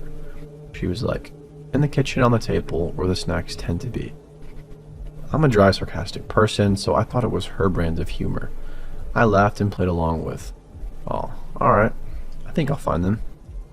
Literally, she was deadpan, unsmiling. And then walked away. So stupid me thought she just might be like that, but then I saw her laughing with the other girls and realized something was off. As the activity commenced, she went back over to Annie and started stroking her back, kissing her hair and giving me this creepy smile. Yeah, it was very weird. I was so uncomfortable I wanted to get up and go, but I couldn't. Why? Because of this damn activity. The activity was the last straw. They wanted us to think of something we wanted to discard that brought us pain. Then they wanted us to feel how bad that thing made us feel as we slowly twisted the piece of twine around the stick. That's stuff I would only ever do with my therapist. Obviously, people were emotionally melting down before long. I wasn't comfortable doing the activity for obvious reasons, so I sat there awkwardly with the sticks and the string in my lap. I was the only one not doing it, and it was obvious. But because I wasn't doing it, I had the opportunity to watch Annie and the leader, and it was chilling. Annie was doing some weird pyramid thing above her head with her arms. There were a lot of references to her being a lighthouse or some sort of guiding figure throughout the meeting. She was the only one who wasn't doing the ritual, other than the leader. They were both running it. Suddenly, it occurred to me, as it probably did to y'all already, that Annie had just been using this app just to bring people into their group. She was the only person who seemed to know everyone, yet no one there knew each other. Even the name of the group now made sense. They weren't being specific, they were casting a wide net. And I had this big realization in a handful of seconds. It made my stomach turn. So yeah, I was done, but I couldn't get up, because people were sharing their experiences and stuff, pouring their hearts out. This was the most messed up part of it, in my opinion. There's no reason to do a releasing ceremony that forces people to feel their trauma, especially at the very first meeting. It's also inherently manipulative because it requires people to let their guard down. Then they can quote-unquote save the day by showing people how to release the very same pain they just inflicted. But that isn't the fault of people there, so I didn't want to disrespect them. Like people were crying on top of my shoes that I left by the door. I had to wait for the best time to ask somebody to pass them to me. Finally, I got up and told everyone I had to go to the car, then took off. I texted Annie and told her I wouldn't be back and that I hope she found her people. Just make sure you're not her people. Be really careful of any spiritual ceremony or practice that demands vulnerability from you, especially directed by people who don't know you beyond a name. Annie, let's not meet under any circumstances, please. And if y'all ever hear the term neurodivinity, run. If ADHD made me divine, then I'd be on my 94th incarnation by now.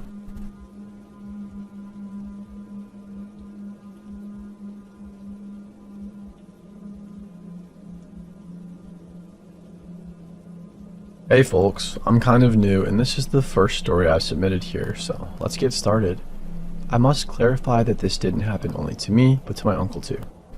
This was after the Christmas Eve party, when everybody went home. I decided to stay because my cousin and I were watching a movie. My uncle, who used to walk his dogs into the woods next to a park, went out to take them out.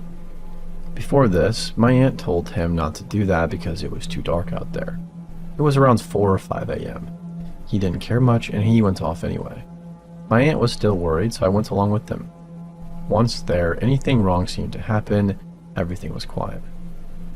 My uncle and his dogs were having a relaxing walk, and I wasn't really paying attention to the surroundings when suddenly the dogs went still. This wasn't that strange. They always stopped on their way to stare and bark at other animals they noticed, like rats or birds, even insects or other dogs. However, this time was different. When the dogs got still, my uncle and I noticed something that was going wrong. The dogs weren't angry or curious, they were actually kind of nervous, anxious, or afraid. One of the dogs, the largest one, was growling and shaking. As my uncle started to get worried about the situation, we heard it. People in the woods. We didn't see how many because of the darkness, but they were saying something. We all gather here, by the blood of incomprehensible. We incomprehensible, the in thy incomprehensible, etc. As my uncle and I heard that, he yelled for his dogs to follow him out of the woods. As we all left, he turned his head back and he only saw a slight movement of branches and shrubs, perhaps because these people were trying to hide.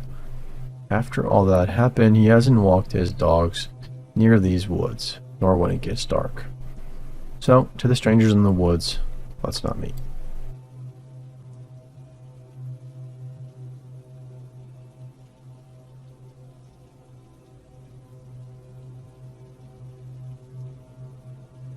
I haven't posted an experience in some years, but this one happened recently. I was behind the scenes at the restaurant I was working at, waiting to clock in for my shift. That's when I first noticed her. Starboat Girl. This chick loves that gothic kids movie about the blue-haired girl and the button-eyed doll. The clothing associated with the marketing of the movie is always a dark blue bow with silver stars. Now, when I'm not at work in our dress code, I'm usually goth or close to it. I enjoy looking more like a rock star than wearing just jeans, and yes, I own jeans too. I just prefer to wear darker clothes, so I immediately noticed this girl because of her bow. I remember that movie, even though I'm an adult, so I make a mental note that, maybe this chick is alternative too, and I might get along well with her. Fast forward to a few weeks later, now everyone else avoids this girl. I notice, but figure people are being mean. I admit she is kind of weird, but weird never scared me, so when she starts to say hi, I politely say hi back. I pick up a shift on a day I don't normally work, and she's there waiting to clock in. After exchanging greetings, she starts to engage and we talk a little bit. I like to joke a bit at work, so I say something kind of edgy and she laughs. And I clock in and that was it. I didn't notice until later, but I never used to work with her. I mean barely. We work in different areas of the restaurant, so it was whatever it was, and I don't really think anything about it until one day. I'm at my lunch in the break room, which is quite a walk from our restaurant to get to, and more like a bungalow that is attached behind the property. I am sitting at one of 6 tables. Each table has 2 chairs. Starbo sits right across from me. I look up for my chips and dip, and there is no one else in there but her and me. She asks, "Can I have a chip? I forgot to bring a snack for my break." At first I'm thinking I don't like to share my own food with people I don't know. I'm just not raised that way, so my instinct is to say no, but she flashes up the dough eyes and I crumble. Yeah, sure, I reply. She scoots my dip out of my hands and under her chin and proceeds to grab fist after fistful of my chips and chow down. It's like a movie scene. It actually made me sick. I'll spare you the details, but this chick double dips, slops, and belches. Yeah, no thank you. My food is done. I am not eating after that. I make up an excuse to head back to our location. I'm pretty upset, but at the end of the day, it's my fault. I mean, I said she could have some. I feel like she guilted me into it. Never again, I tell myself. A week later, click, clock in for my shift. Guess who is standing behind me? Starboat girl. She doesn't normally work today. I don't normally get anxious, but she's making me feel that way. I avoid saying hi and duck out to my area to work. On my break, here she comes. She is walking behind me and says something about spending break together, and I say, "No, you go on. I gotta use the toilet." And I fast walk towards the bathroom. At lunch, I'm not so lucky. Plops down at my table. The room is virtually empty. Maybe one guy half asleep in the back. I'm on my phone scrolling and eating my TV dinner. She asks if I am having a good day. At first, I completely ignore her. Then she gets louder. I say something bland like, "Just hanging in there." I was in the middle of my meal and my box from it was still sitting on the table. I'm quiet, ignoring her, playing on my phone or pretending to. Starbo starts picking up my trash and reading it. I'm taken aback. "What are you doing?" I say. She slowly says in a casual kind of way, "Just curious, what you're eating." I am so upset. I want to do something, but something she can't get me fired for. I start talking about really macabre and Debbie Downer stuff, anything I can think of. I tell her my opinions on canceled forensic shows and Armageddon, tragic accidents, and everything I could do to put a bitter taste in her mouth. I figure this girl is too weird for my blood and too creepy even for me to have a friendship with. I'm overly excited about my newfound rise to turn this girl off that as I'm talking, I finish my food and a noodle goes down the wrong pipe. Great. Now I'm choking. I'm freaking choking. This girl might be the last person I ever see. I can't believe it. She turns to me and says chillingly, her eyes turning dark, "You're going to die from that." More determined now to live than my thinly little gothic mind ever was, I tell myself, "Find water," and I will myself over to the water cooler halfway across the break room. Luckily, we had paper cups, which sometimes ran out. I chug water and cough and gasp, and finally, and obviously because I'm typing this, I survived. But I am fuming angry at Starbo. This chick wouldn't even get me water. I get it. I was turning her off, but this whole thing started because she was stalking me. I grab my stuff and go to my supervisor and report it. My supervisor is so lax. Says the company can't do anything. That she is within her rights to be around me. I keep avoiding her. The last time I saw her, she came up behind me before she clocked in and stabbed me with her pointer finger in my back. Smiled at me when I turned around to see who it was and ran to go clock into her area for her shift.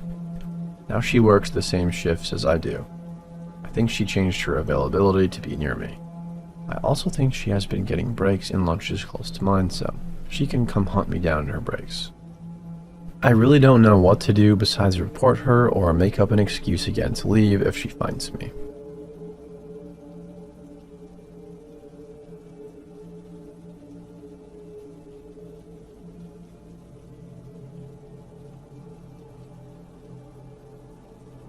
Back in 2008, I was a student planning to go to university and needed some extracurricular stuff I could put on my entry applications. As most UK students know, one of the best to have on there is the Duke of Edinburgh Award. As part of this award, you have to embark on an orienteering expedition, basically a long trek through woodland and rural villages following nothing but a map and a compass. No GPS allowed. It is a teamwork experience and you camp and overcome hurdles together. Anyways, I was out of shape at the time, and so my uncle volunteered to take me out of the middle of nowhere to get some idea of what orienteering was like. We didn't stay out overnight like what I would have to during the real thing, but we hiked maybe 10 miles through woods in a small village in pretty abysmal weather. By the end of the journey, we were soaked to the bone and pretty miserable, looking forward to getting back to the car and heading home. For the last part of the journey, we were on a dirt trail heading uphill with bushes and trees on either side. We were marching onward in silence at this point when all of a sudden there was a rustling in the foliage to our left. From behind a large bush stepped an old man in a black suit with a red bow tie and dress shoes. He looked late 70s, early 80s, very pale with liver spots dotting his face, and a gray/white comb-over. I was instantly weirded out. Who dresses like that to go into the woods?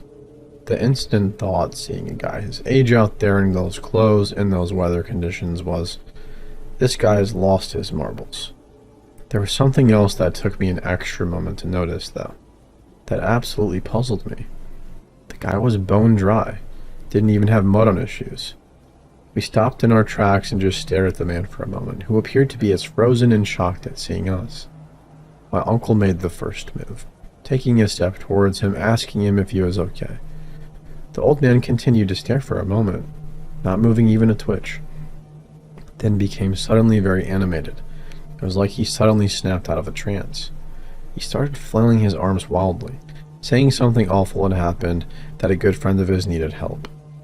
He began walking backwards into the woods, motioning for us to follow him, which we did. We started off at a brisk walk and then escalated to running as we struggled to keep up with the man. After about a minute, he disappeared ahead of us, but we could hear him, so we continued to follow the noise until we reached a huge slope. We stopped at the edge and looked down to see the old man standing at the bottom, motioning us still, pleading with us to follow him. I remember looking down, and the slope was probably at a 40-degree angle, spanned for perhaps 50 feet or more, and was slick with mud. It looked like an accident waiting to happen, especially given there were no shrubs or roots to hold on to anything. I remember looking down at the old man on the other side of the slope and wondering, how the heck did he cross that so quickly and so cleanly? I mean, at that distance, it is hard to see fine detail clearly, but I swear he still did not appear to be wet or muddy at all. I and my uncle looked at each other, and I saw that he was getting as weirded out as I was. Despite my feelings, I made a step toward the edge and was going to try and make my way down when my uncle grabbed me firmly by the arm and pulled me back. Under his breath, he said to me, "Something's wrong here." We took a few steps back from the edge at this point, and the old man at the bottom started getting irate. He began pleading with us again to come down the slope, telling us that he needed our help. His friend was in major trouble. My uncle shouted down to the old man that he would head back to our car and call emergency services for him, that professional help would be on its way soon, that they would have all the tools to help him. The old man suddenly got furious. He began jumping up and down, demanding that we come to the slope right now or we would regret it. His voice had changed drastically. He was practically growling his words, his hands bunched up into fists, pounding his knees like an angry toddler throwing a tantrum. I've never seen a grown adult fly into such a rage in my life. His eyes looked like they were on the verge of bursting out of their sockets. His skin had gone from pale to red in almost an instant. We began to hurriedly make our way back the way we came, his demands and threats getting less audible as we got closer to the trail. Once on the trail, we practically power marched the remaining quarter mile or so to the car. All the while my uncle was on the phone to the emergency services, explaining to them that there was a possibly mentally ill old man wandering the trail. We were ordered to get to our car and await the police so we could show them where we had encountered him. About an hour later, we met 4 officers, 2 of whom had dogs with them and packs of supplies like first aid, emergency blankets, and stuff. We led them to the exact spot and then pointed the 2 officers with dogs in the direction he led us through the bushes. The search lasted all weekend, but there was no trace of the old man. Officers said the only trail they could pick up had been mine and my uncle's. They didn't find any footprints or anything belonging to the old man we encountered. one of my weirdest experiences to date.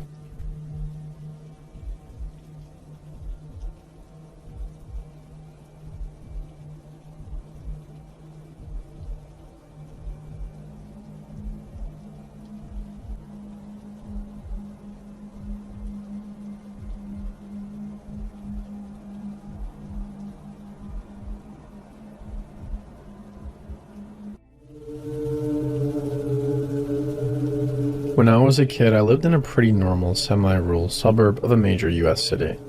When this started in 1997, I was 6. My brother was 3 and my half-sister was 18. My sister made the dean's list at her university her first 2 semesters, so we went out to dinner to celebrate. The 5 of us, along with my grandparents, went to a seafood restaurant chain in a nearby city. It was connected to a mall and our table was by a window that looked out into the hallway of the mall. Shortly after ordering, I looked up from my coloring to see a woman staring in the window at us. She had long, stringy, mousy-colored hair, big glasses, and a longish olive green coat. She made me nervous from the get-go. Next time I looked up, she was no longer in the hallway of the mall, but in the restaurant. She was standing at the host stand, ignoring the host's questions about how many people she would be dining with. She was still staring at our table. Eventually, she requested to be seated at the bar, where she could still see our table. I finally pointed out to my grandmother that somebody was staring at us. She pointed it out to the waiter, and he said that unfortunately there wasn't much that he could do unless she actually harassed us. So we finished our meal uneasily, all of us aware that this woman was staring. After dinner, we walked around the mall. The woman followed us into American Eagle, which at the time wasn't so teenager-oriented, and that could have been coincidental. But afterwards, she followed us into Limited Too, a clothing store for young girls. She didn't look at any of the clothing, just my mom, brother, sister, and me. My mom told an employee that the woman had been following us and she left the store. She sat on a bench outside and watched us while we purchased clothing for me. She followed us the rest of the evening, never going into the stores after us, just throughout the mall. My dad, who had been pretty nonchalant about the issue at the beginning, finally was getting creeped out and we left. A few weeks later, I saw this same woman in a car outside my summer daycare. I began to cry and told the aide that the woman had followed us around the mall. The aide went up to the woman and asked her to leave or she would call the cops. We had on occasion had other creeps watch the daycare's playground and the cops had to be called. Then she came to our church. It was almost September at this point, with these events starting in June. She attended one service, sitting on the opposite side of the congregation area from where we were. There were 3 sections of pews, one straight out from the pulpit and stage, and 2 on the sides at a 45-degree angle from the stage. My family was on one side and she was on the other. We informed the pastor, and he targeted her in a very pastorally way, inviting her to new member classes, asking how she found out about the church, and what drew her to this church, etc. She apparently was fairly unresponsive and never showed up again. We didn't see her again for a few years, at least not in any way that was as obvious as it was in 1997. My sister swears she saw the woman on her university's campus a few times her sophomore year, 1997 to 1998. My mom and dad thought they saw her at a local music festival in the summer of 1999. I thought she was in a museum while on a school field trip in 1999. Started crying and was basically told I was imagining things by my teacher. In 2001, she showed up again. Every year, the Girl Scouts had a big slumber party at my elementary school. All of the brownie and junior troops had dinner, played games, had events, worked on badges, and had a big sleepover in the gym. The elementary school I went to had these gates that closed off sections of the school, I assume for security reasons. The offices, gym, cafeteria, and health room were all on one end of the L-shaped building. The rest of the school was closed off to us by a locked gate. I walked out of the gym and looked down the hallway into the locked part, and a few classrooms down there was a janitor. It wasn't just a random after-hours janitor though, it was the woman. I bursted into tears and ran and hid in the bathroom until my troop leader called my mom. She picked me up and took me home. On Monday morning, my mom inquired about the woman with the school. It turns out that she had been hired as an after-hours janitor by the district about a year prior. She had worked at a different school for about a year before transferring to my elementary school, a few weeks back before I saw her. My mom told the school about the incidents in the late 1990s, and the school seemed skeptical.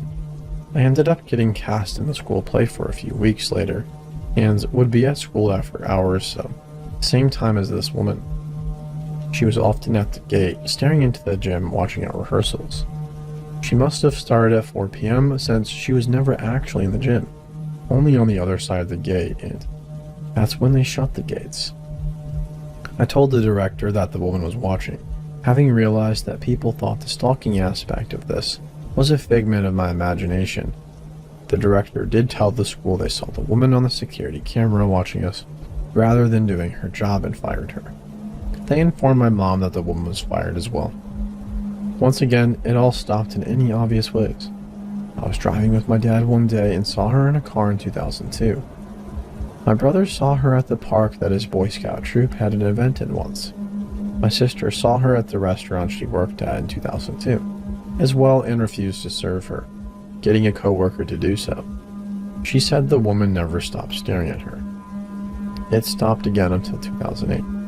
I was 18 and was at Culver's, a Wisconsin-based fast food and custard chain, with my boyfriend. We were at a table eating when the woman walked in. He visibly froze, just as I did.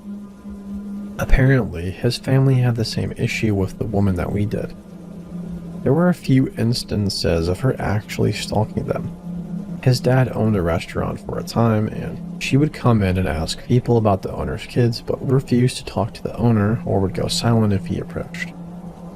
For them, this started in 2000 when he was 8-ish and his sisters were 5 and 1. Like my family, they saw the woman in the background for years, including at the elementary school that we both went to. This means that at least 2 families independently complained about this woman, and the school did nothing about it for months, even though she had allegations of stalking at least 4 students. We promptly left the restaurant. She didn't notice us, presumably because we were 16 and 18, pretty grown up with their crazy hair and piercings and skinny jeans. But she'd followed both of our families around, just watching from the background for years. I can't help but wonder how many other families she followed like that too.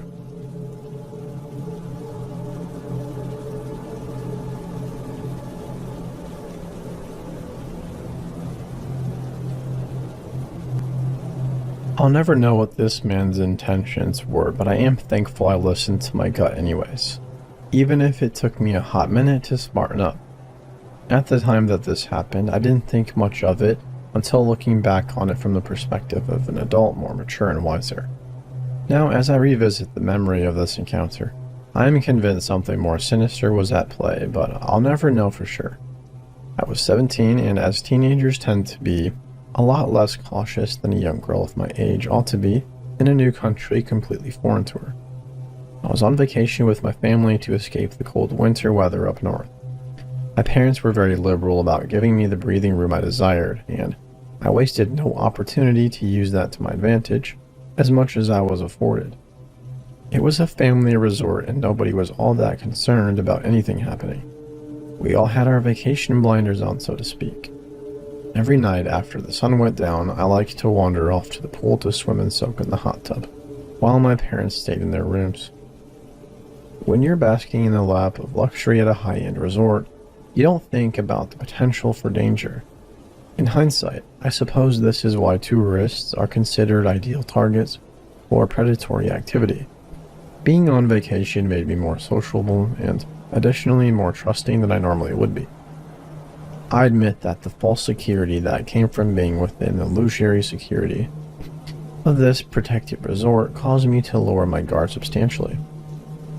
The fact that I'd already been going to and from the pool area by myself every night, with no incident thus far, only heightened my cavalier nonchalance.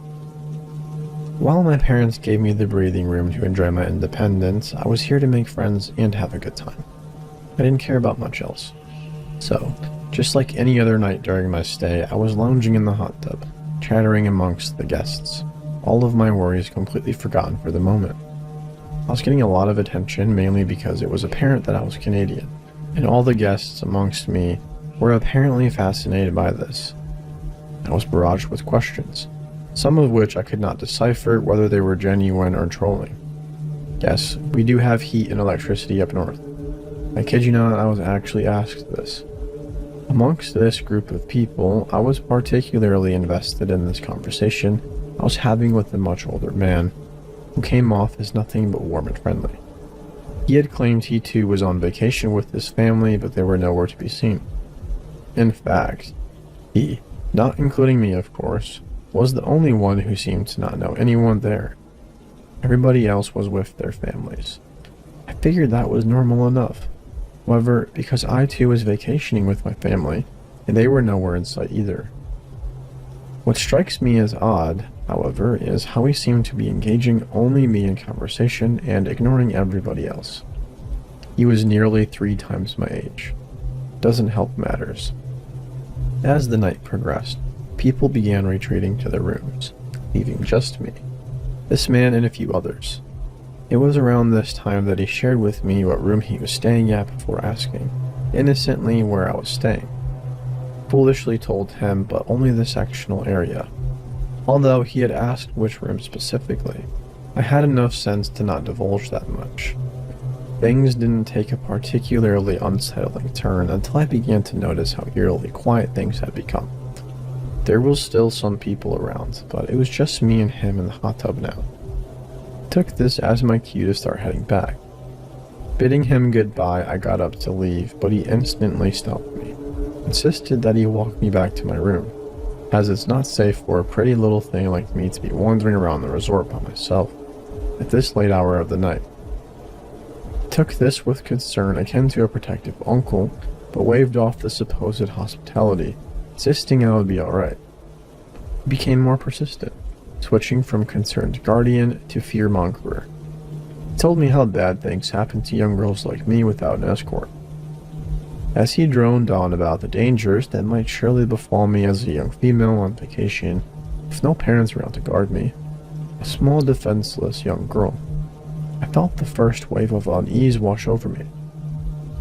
I shook it off and smiled warmly, telling him thank you, but that I would manage fine on my own. He seemed to deflate as his expression became more exasperated. At least let me walk you part of the way there until I know you're safe. This puzzled me. If there were predators lurking, how would I be any safer walking from the halfway point than from where I was now, besides it being a shorter trek? Nevertheless, this show of concern was beginning to wear me down. He had gotten me thinking about how dark it was now, and the vulnerable position I was in. He was right, kind of. I practically had a target on my back. Okay. I nodded after a moment of hesitation. I was young and naive and thought it to be an advantage to have somebody bigger and stronger walk with me. I knew I was incredibly foolish and a sheltered teenager, with far too much faith in humanity as a whole.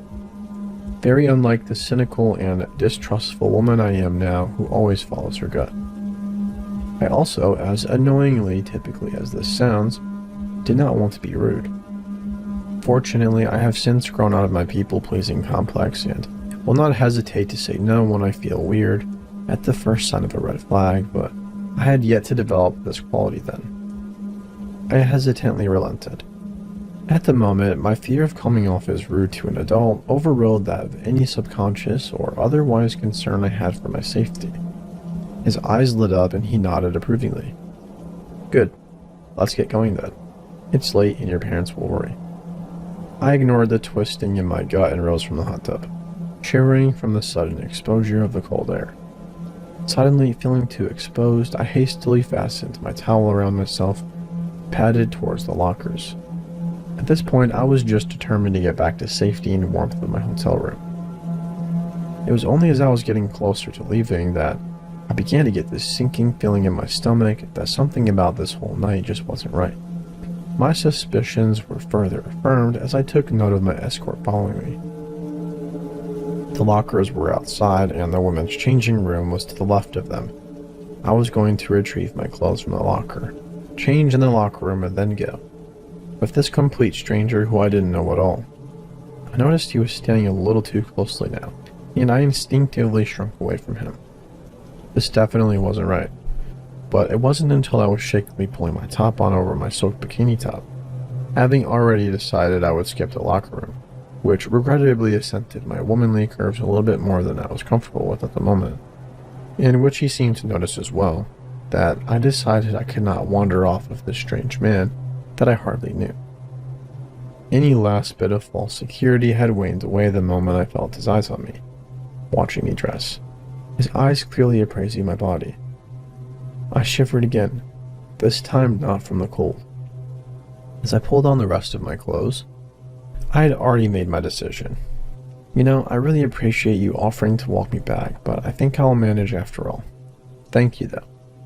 He grew solemnly quiet, which stirred a growing sense of malaise within me as I began to feel more and more validated in my decision to not go off with this man. Are you sure? He pressured. I would hate for anything to happen to you. I nodded more insistently and forced a smile. Nah, it's alright, I'll be fine, thanks. Okay, he said quietly as I practically started running for the exit. While still in earshot behind me, I heard him say, You be careful now. You never know who might be out there. As soon as I was out of sight, I began bolting and was stopped in my tracks, instantly by the second wave of impending dread to hit me that night. I decided against walking back on foot and headed towards the on-resort shuttle instead. On the way, on 2 separate occasions within the space of no more than 10 minutes, 2 older men in their 50s made a pass at me, and at the shuttle stop, a group of men in a car offered to give me a ride, but I ended up making it back to safety from the shuttle without any further incident. Later, I wrote it off as paranoia and convinced myself that he really was just a hospital older man with a young girl's best interest at heart. And now that I know from personal experience how the men that seem the nicest with seemingly good intentions can often be the worst predators, I am convinced I made the right decision that night.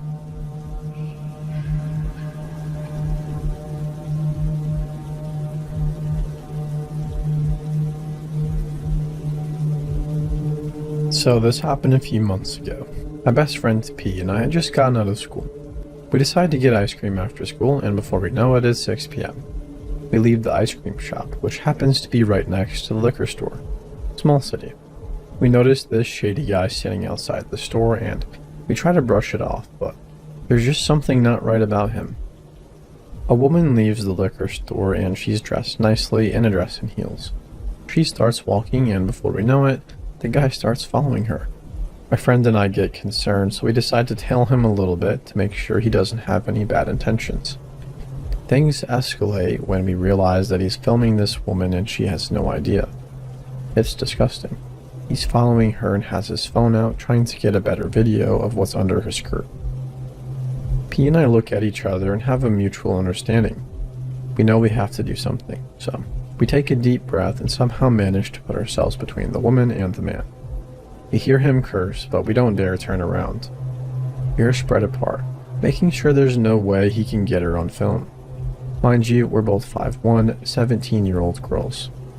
Our hearts are racing, but we don't move away until the woman safely enters a restaurant, which is about 2 blocks away. She's in the restaurant, but this guy does not want to give up. He's waiting outside for her. He's lingering and even tries to peer inside through a window. P and I know we have to tell the woman what's going on, just in case he tries something. So we step inside this fancy restaurant and spot the woman on a date with her boyfriend. Tap her on the shoulder and I fill her in. She's shocked that he followed her for 2 blocks and that she had no idea. I let her know that he's waiting outside and give her his description, just in case he follows her anywhere else. She thanks us profusely and even gives us a hug. P and I leave the restaurant feeling relieved because we both know that we cannot live with ourselves if something were to happen to her.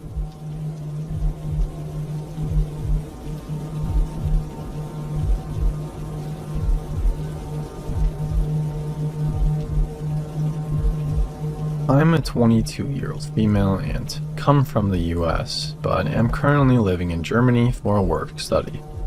I am traveling alone, but I am fluent in German, and I've always been fairly confident in my ability to live alone and defend myself. considering I stand at about 5'11" and carry 3 different forms of self-defense on me at all times. I've been here for a little over a month, and I absolutely love everything about it. Besides this experience, of course. This happened roughly 3 weeks ago. After exploring my semi-large home city in Germany for a few weeks, I wanted to check out a nearby country. I've always been jealous of how Europeans can travel. Countries like Americans can travel from state to state, and my dad generously offered to pay for my travels while I'm living here. So I wanted to take advantage of that and experience a different culture. After doing lots of research, I decided upon the Netherlands. I've always been curious about Dutch culture, and I was very excited to do some more exploring, even if just for a weekend. I chose a small city in the south of the Netherlands, so I only traveled about 4.5 hours to get there. I had some lovely Dutch food and got to experience the Saturday market in the city center, which was filled with local goods. Now for the juicy part. On my last day in the Netherlands, I decided to check out a local Dutch coffee shop. Most of you probably know, but some Dutch coffee shops sell weed for recreational use and have areas where you can smoke and talk to people. Since I've never been to anything like this before, I was super excited and nervous. I smoke relatively frequently back home, so I wasn't going into this completely blind though. When I walked in, I had to register for an account, and the staff took my picture and passport and gave me an account number. I was a little uneasy about this, considering I didn't want my passport and a coffee club account to go hands in hand, but I've heard that several coffee shops do this, so I wasn't super worried. I then went to the counter and bought the weakest strain they had. White Widow, I think, which is definitely not considered weak in the US. Also, it was like 5 for half a gram, so that was pretty damn fantastic. I didn't want to bring the bud across borders because I didn't want to risk getting torn in half by the German police, so I decided I'd find someone to smoke with and grab a train afterwards. It was only about 1:30 p.m. as I made my way to the chill zone.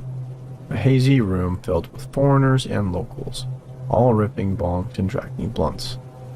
Amongst quite a few 20-something-year-old men, I see 2 girls sitting alone at a table for 4, and I ask if I can join.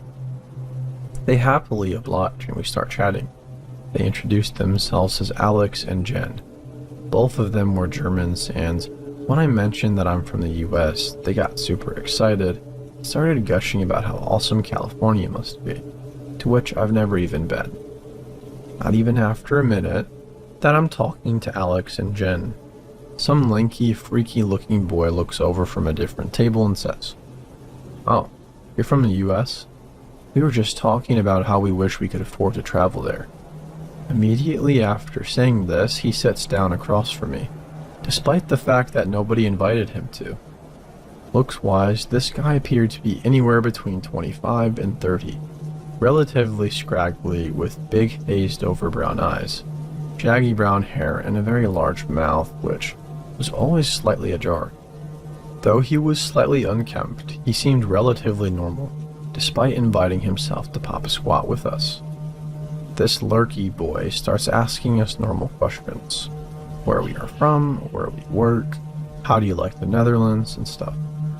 The way he spoke was slightly slurred though, as if he had been drinking, but I couldn't smell alcohol on him, and he didn't seem drunk. He was consistently hard to understand, with an accent that was possibly Dutch. For a moment, I thought he might have a mental disability, so I didn't want to be rude to him and say I couldn't understand him. It also occurred to me that he might just be attempting to flirt and failing miserably, so I didn't really see him as a threat. I mostly nodded at what he said or threw in a yeah for sure, here or there, while Alex and Jen were relatively quiet. Something about him was off-putting to me. I just couldn't figure out what it was. After a few minutes of barely coherent conversation, Alex asks this guy if he can roll us a joint since none of us know how to. He says yes and offers to grind our bud. We give him the go-ahead and he suddenly takes all of it and leaves the chill zone to grind it at the bar. This is where I started to get concerned. Tons of people in the chill zone had grinders right in front of them, and there was no reason for him to leave to grind our weed. I began to worry he might put something in it. Alex and Jen both admit that it freaks them out too. And I decide to keep an eye on him through the glass door, though he had his back to us. I'm closely watching him when he turns around and gives me this wide-toothy smile, almost like he was laughing. I instantly got the chills. He continued to stare directly at me, smiling, as he spent 10 minutes grinding our bud. This guy wanders back in and hands each of us our small bags of bud and then grabs a paper to start rolling. I am not shitting you when I say that he took 30 minutes to roll one loose, horrible joint. His hands were shaking the entire time, almost violently. I started to wonder if he was on something else. The joint immediately falls apart and he asks Alex, who was sitting directly next to him, to lick it and fix it. He's smiling and staring intently at her as she's about to lick it, and she says, "You really don't have to watch me do it, you know." He responds again with some incoherent jibber-jabber as I turn to the girls sitting behind me and ask if they could roll a joint for me. They do so in less than a few minutes. The crappy joint falls apart about 3 more times, and we decide to just smoke the one that the girls rolled, as we all wanted this guy to get the heck away from us at this point. I come up with a half-assed plan as we light it, and I say, "Hey, we appreciate you helping us, but these are my friends that I haven't seen since the last time I was in Germany, and we just really want to catch up and have some girl time. Seems nice enough." He responded with, "Well, you guys can talk with me right here. I don't have to leave." Alex immediately repeats the same thing I said, phrased a bit differently, and he says, "I'm standing here. You can pretend you're alone and just talk with me here." At this point, alarm bells are starting to go off. Stu isn't leaving, and I can't think of anything to say to make him go. Jen has been quiet almost the whole time, staring at the table, but Alex is starting to realize that we really need to do something. Alex says to him, "Please, we don't want to be rude. We just haven't seen each other in so long, and we really want to catch up one-on-one." He aggressively shoots back with, "How did you all meet then? Where did you meet? In what city? Why are all of your friends?" And then directed at me, "Why were you in Germany, and where were you?" Dang. Now I need a real story, or at least one convincing enough to shoo him away. Say something along the lines of, "I was visiting this big city in Germany to find an apartment for my upcoming work study, and I met them in a pub. Started talking, realized we had a lot in common, and decided to stay in touch since. I knew I wouldn't have a lot of friends when I moved here." Sounds legit. This guy nods and seems convinced enough. Alex immediately follows with, "So, can you please go back to your friends so we can talk?" He says yet again, "I don't need to leave for you all to talk." He then says we should start fresh and asks me and only me what my name is, while extending his shaking hand. Suddenly, every story I've read on here is rushing back to me, and I realize all the things I've done wrong. I told him where I work, live, where I'm from. Man, this isn't good. My name is my last saving grace. I blurt out a fake name. Trisha. He repeats my name, but doesn't tell me his. Now I've reached my limit. We tried being polite, but to no avail. We've spent over an hour dealing with this creepy dude, and we've all had enough of it. I look him dead in the eyes and sternly say, "You're making us uncomfortable. Please leave us alone." He leans in until he's only a few inches from my face, his eyes almost quivering, as he says in a quiet, low tone, "I know people at your work, people that are above you. You really don't want to mess with me, because I could ruin your life." As he says this, it's as though the slurring in his voice vanishes. I feel the blood draining from my face and my head starts tingling. I almost feel like I'm about to burst into tears or throw up. Maybe both. I grab my bag and say, "I'm going to leave. You're seriously making us feel weird, and I really don't want to talk to you anymore." And then the final blood-curdling comment from him. "I think we'll be on the same train. Now that I know where you live, I think it's time for me to go too." I rush outside in a panic, borderline hyperventilating, as Alex and Jen follow suit. We simultaneously say, "What the heck?" and hurry away from the coffee shop. We end up exchanging numbers and going our separate ways. Now for a slightly happier ending. After I sprinted to the train station, I realized that I had left my pre-marked bag at the coffee shop. I honestly hesitated as I really didn't want to run into this guy again, but I really wanted my useless goodies, so I ran back. I stood outside, briefly explained to the security guard what happened and why I left so quickly, and he said, "We saw what happened and we kicked him out. So sorry for that. He's not allowed back here again," and handed me my bag. I honestly believe that without Alex and Jen there, things would have gone very differently. I think this dude had some seriously messed up intentions, and the only thing stopping him was the fact that we were all together.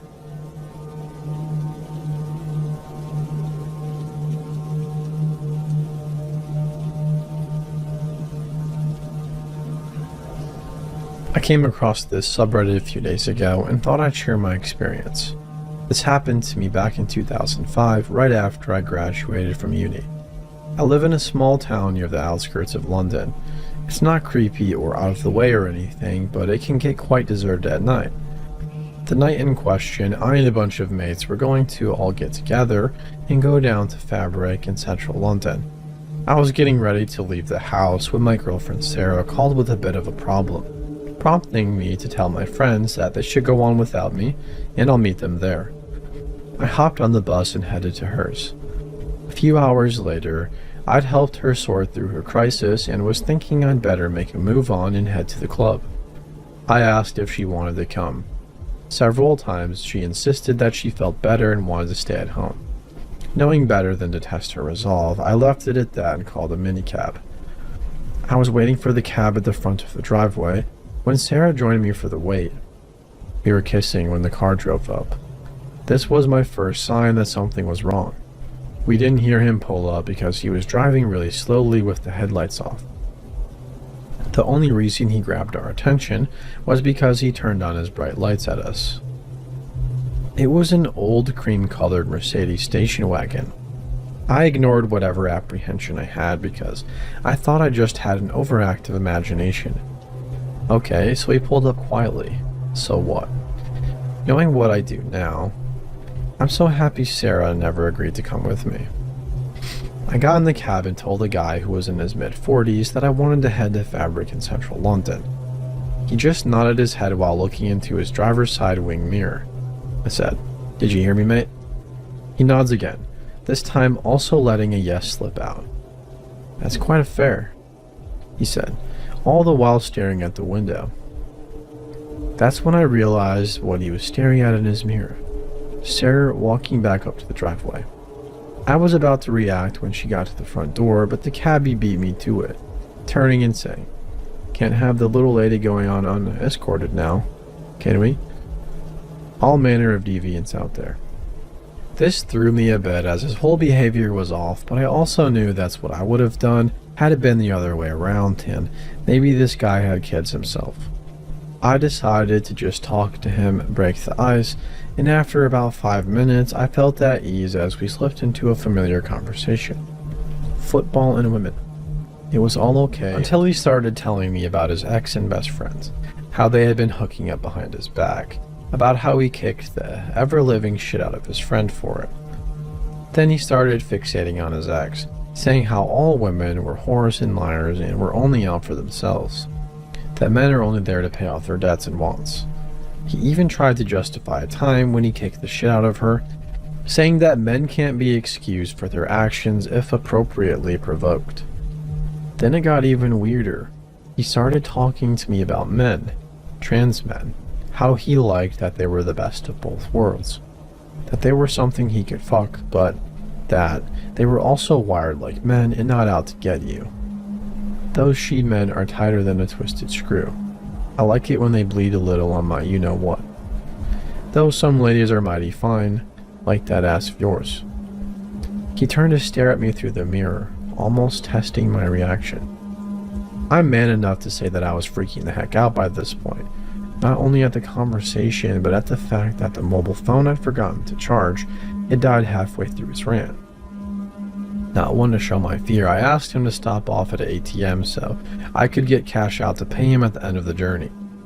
He agrees, and for a moment, I feel like it's all going to be over in a second, when he says that before he does that, he needs to stop to take a piss. That's even better, I thought. I can sneak out when he's peeing and bolt off. He turned off the main road and went through a random residential area before we finally found ourselves going down a dirt road and heading towards the woods. Mate, where the heck are we going? You can't take a pee anywhere. He replied, somewhere along the lines that it was safer in the woods. That's when I noticed it.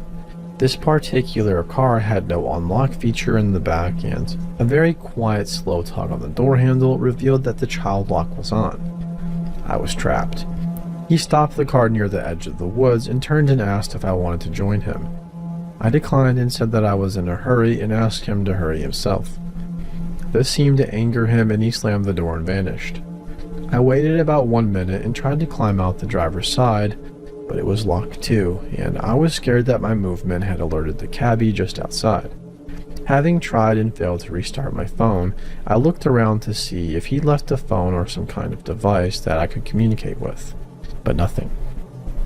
After nearly 10 minutes had gone by, I worked myself up to smashing the windows, figuring that this was in no way a normal situation and that abnormal measures could be taken. Just as I was getting into position, I heard a loud crash. It sounded like a massive branch had just hit the leaves below. I froze, not moving a muscle, not even my lungs.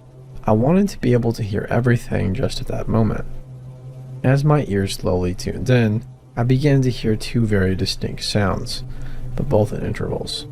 The first was a rustling sound, but it wasn't the wind. It sounded more like birds flying through the trees all at once. The second was a squelching slam. The slam only occurred 3 times, whereas the rustling was quite often. Then silence again. I decided not to wait any longer. My imagination was going wild as to what those sounds were, and I just wanted to get away as fast as my legs could carry me. I used to be on the track team. I leaned back and thrust my legs out as hard as I could and kicked the backseat window through. It shattered, and I wasted no time in shimmying through the broken window and outside. That's when it happened. My eyes focused in the dark, and I began to see that the ground was littered all around me with clothes. Children's clothes, and the odd toy. I was so busy looking around that I didn't notice him walk straight up to me from behind and grab me by the nape. He was obviously way stronger than me. Where are you going, friend? I still need to take you down Central. I noticed his shirt was off. He was sweating profusely and was covered in dirt. And in his hands he had a knife. A full-on kitchen knife, and there was something on it. I said, "What the heck, man? What the heck are you doing?" He replied something to the effect that he had some foul traps out in the woods and was checking on them for game. He offered to show me, recognizing that if I went with him, it would probably be the last choice I make. I twisted my body as much as I could and punched him square in the face. I ran as fast as I could. He yelled after me, "See you soon." I ignored him and kept running. Even though we had driven quite far, at least 5 or 6 miles, I still legged it all the way back and straight to the cops and told them everything I remembered. They said they could go and check it out and send me home in a squad car. The next morning, I called Sarah and went over right away to check on her. I still wasn't over the way the creepy cabbie had been staring at her, and since he had picked me up from hers, he knew where she lived. I told her the whole story. When I was done, she just stared at me in disbelief, not sure what to say, and hugged me. At that point, the police rang, and I went outside to take the call. They told me that they went to check the specific area I mentioned, finding none of the clothes or toys I said I had seen. Neither was there any sign of foul traps or a knife. They did mention finding a few pieces of cut-up rope, but with nothing to go on, they just insinuated I was having a laugh at their expense. I then called the minicab company, figuring I could at least lodge a complaint against the wacko. The idea that this could have provoked him didn't enter my head at the time. They said they had no record of a car picking me up that night.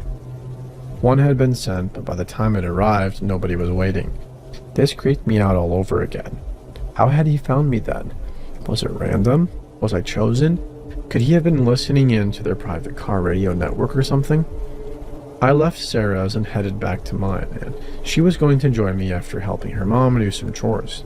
and I wanted to go chill for a while. I should mention at this point that Sarah and I are now happily married, going on 8 years, and that all is well. However, that day, after I got home from hers and took a shower, I wandered off to the window. When I saw, sent a chill down my spine, and still does whenever I think about it. I saw it, that cream-colored Mercedes station wagon, and the crazy cabbie staring at me with such a cold, empty look on his face, until he slowly smiled and drove off. He told me I'd see him again. He wanted me to see him, wanted me to know that he could find me when he wanted. I still don't understand how he followed me or what his intentions were, and I've never told Sarah about this last incident. About a year later, I took out a loan and moved me and Sarah. We were engaged at that point to another part of the country, and my parents followed soon after. Over the years, I've pondered what he was going to do, where he wanted to lead me, what the noises were, and how he had found me when he must have stopped to clean up the spot in the woods, but most of all, why he even picked me up that night. I suppose I should be happy it was me and not some other poor victim who might not have reacted as I did, but just in case, crazy cabbie, let's not meet.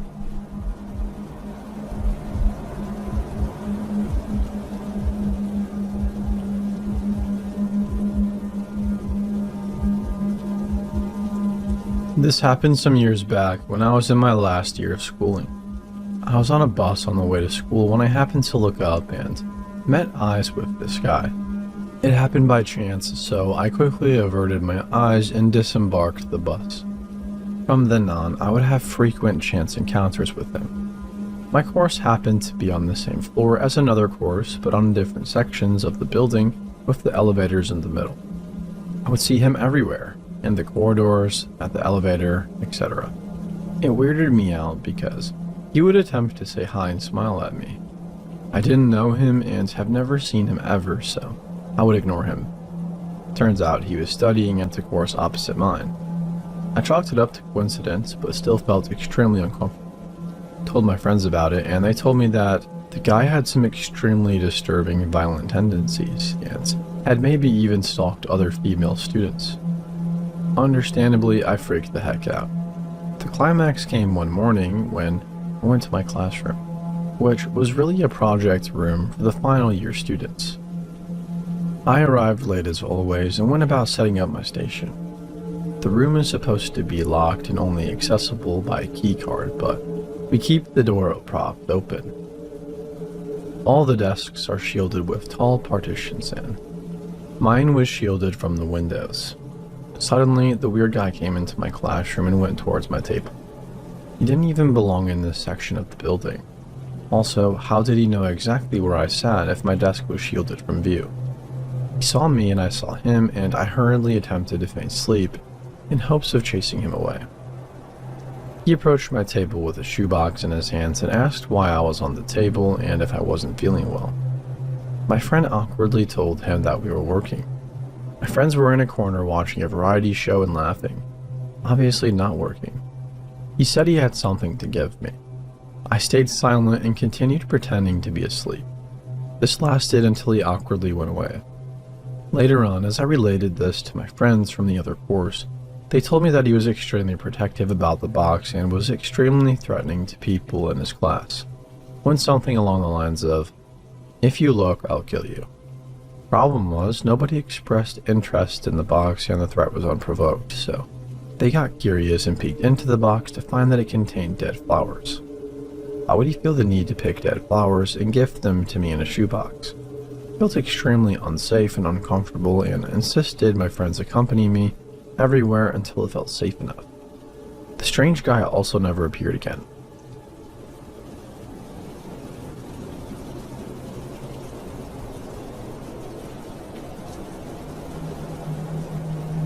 This happened a few months ago. The context required it. At this point in time, I had just picked my mental health back up after an extremely traumatic non-consensual episode. You can guess what. And was still struggling with chronic inability to say no to people. I'm a 21-year-old gay trans man, and while I never had trouble passing, I'm still seen as very pretty and young looking. So I was at a young people's event at my place of worship, which is completely accepting of all sorts of new people, by the way. It was a lovely evening. I met a lot of great people, got a bit tipsy and had a great time. That is, until around 12:45 to 1 a.m. when things were starting to wind up.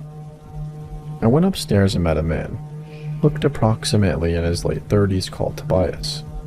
Tobias was quite forward, complimenting my appearance, being familiar, asking about my sexuality, so I guessed that he was interested, but I didn't feel the same way. My place of worship has always been a safe place for me, so I assumed if I didn't flirt back, he would get the message. Shortly after, I went downstairs to put something in the bin and he followed me. When we were alone, he kissed me. I pulled away and told him, "Sorry, I'm not available." He said, "Don't worry, neither am I," and gestured to his wedding ring. I laughed it off, turned, and walked back upstairs. And as we walked, Tobias told me, "I can't believe I just did that. Nothing happened. That didn't just happen." I nodded and thought that was that. The evening was getting late. I decided to get home. I offered to walk a friend of mine to the station, and when she left to go to the bathroom, he asked where I was going. I said firmly, "I'm going to walk my friend to the station, and then I'm going home." She returned, and as we left, he decided to come along with us. I asked where he was headed. He said, "Oh, I'll go to the station for you." I reiterated that I was going straight home from that point. Along the way, my friend wanted to get another drink and hang out, and I agreed. We were chatting and all seemed friendly, but I was becoming increasingly uncomfortable with Tobias's behavior. He was constantly complimenting me, telling me I was amazing, special, and not like anyone he'd ever met. He even kept touching me, putting his hands on my neck and down the back of my skirt, still trying to kiss me. FYI, this is a tactic called love bombing, I think, and it is a big ol' red flag. He commented on some hickeys I had. Who was that? Whoever it was. You think they're better than me? Really better than me? You let a boy do that to you? I told him that it was someone I had known for a long time and reminded him that I wasn't single. He had kissed me around 4 times up to this point, and when he did, I would pull away, try and put distance between us, move my head so he wouldn't, laugh awkwardly, and say, "We are in a shop. Please don't. I'm not what you're looking for. You don't know me," etc. This man straight up tried to make out with me 1 meter away from some poor shopkeeper serving us. Squeezed my waist and commented on how skinny and small I was. Asked me how old I was and commented, "Wow, you look so young." He asked me if I was attracted to him and I shrugged, shook my head and said, "Sorry, I'm very into the person I'm with and I can't even look at anyone else when I have someone." At this point, I should have told him to screw off. In fact, I should have said that a long time before this. But when it's actually happening, it's surprisingly difficult to get a bearing on when you can start being rude. Which is exactly what people who behave like this rely on. A vulnerable person's fear of making a scene. Or else they actually believe that this behavior means the person wants to be persuaded. We all decided to sit on a bench as all the pubs were shut. Sat on the end and my friend was next to me. Tobias whined that I wasn't sitting next to him. My friend asked why that mattered and he said, "Oh, you know, because I want him to." Never mind, I'm being too much. I'm going too far. I tried to steer the conversation away from him flirting, but he kept standing and walking to where I was sitting to kiss me, crouching by me and putting his hands on my knees. He didn't want to tell us how old he was because he was afraid I wouldn't like him, but did eventually confess he was 37. In an attempt to stop him being interested in me, I revealed that I was transgender and he put his hand up my shirt saying, "Wow, you really think I would judge you for that? You have no idea who I am. I see you." Side note, what is this, the Avatar? I would never care. I would still do everything with you. He meant sexually, by the way. I wiggled away as far as I was able and said something along the lines of, "Well, thank you, but I'm not interested." My friend had somehow misread the situation as me enjoying this behavior, probably because I'm a bloke. I texted another friend to call me so that I could get 5 minutes away from the situation, walked up the street, explained everything and made a plan, which was a really good idea, talking out loud about it. I finally registered that this wasn't right, that I was totally in the right to be uncomfortable and wanted to get the heck out. I returned and told everyone that I was going home. The second I came back, he tried to kiss me and told me he was worried, and then tried to come looking for me.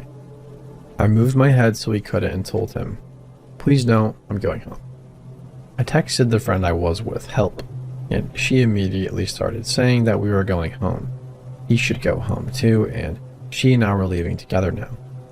He asked me, "What's changed? You've come back different. Who are you talking to? What's going on?" I told him, "I'm uncomfortable and I'm going home now." He said, "What are you talking about? Have I made you uncomfortable?" "Yes, I'm going home now." To this point, I can definitely see that my lack of rudeness and conflict avoidance tactics had actually made the situation much worse and given him the impression that I could be persuaded to do whatever he wanted, or somehow I'd let him on. So now that I've been absolutely crystal clear, he should back off, right? "Wrong," he said. "Wow, who are you talking to? What's happened? Whoever it is, don't throw this away. I know we had a connection. You're special." Said, "I only met you this evening. You made me feel uncomfortable, and you should ask before you kiss people." Wow, I can't believe this. You're trying to turn this around on me. "I know you're drunk, it's fine. I just want to go home now." "Oh, I'm completely sober." "I'm not drunk." At this point, my friend stepped in and tried to assure him everything was fine and convince him to leave. He asked me for another kiss, and I shook my head. "No, thank you," he said. "Don't throw this away," and tried to touch my face. I reiterated, "I met you this evening. I don't know you. I want to go home." He said, "Can I at least have a hug?" And immediately tried to hug me. Pushed him away and said, "I would rather not." He said, "Wow, you're making me feel uncomfortable now." I said I would rather not. Please respect my boundaries. I want to go home. My friend again tried to get him to go home. He said, "No, you're making me feel like I've done something wrong. I just want a hug." "Oh, I know what this is. You're just not used to people accepting you for who you are. You can't handle that I accept you and see you for who you are." "I mean, really?" I said, "That's not the case. I have plenty of people who accept me, but you've made me feel uncomfortable and I'm going home." At this point, I was stood up, backed against the edge of the bench with him standing barely a foot away. I had started shaking because I was feeling anxious, so I just walked away up the street. My friend stayed with him, convincing him to go home. He didn't follow us. I took her to the station and got myself into an Uber. The next day, I handed a report very similar to this to the security at my place of worship, and the dude was promptly barred from entry. I hope people can see the mechanisms of how the situation was set up and can find competence to be more outspoken than I was, because by being polite, I made the situation worse. I know it's not my fault, but I'm very grateful that I'm not timid like I used to be, and now I'm able to absolutely be firm, and if need be, rude about setting my boundary. Therapy is a hell of a drug, and it's doing me wonders.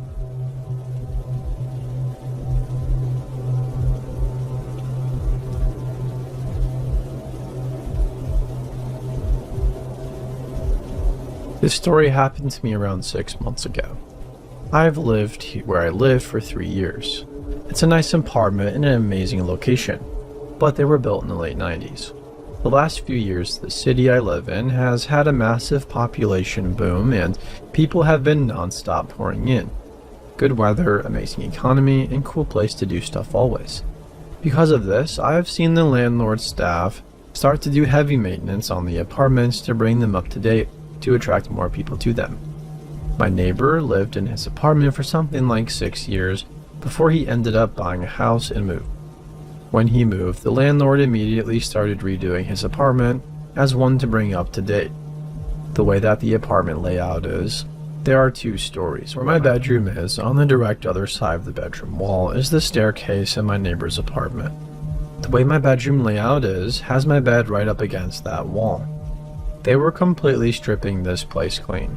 It was one of the first ones that they did such heavy remodeling to. For weeks, I would always see the workers over there painting and redoing the floors.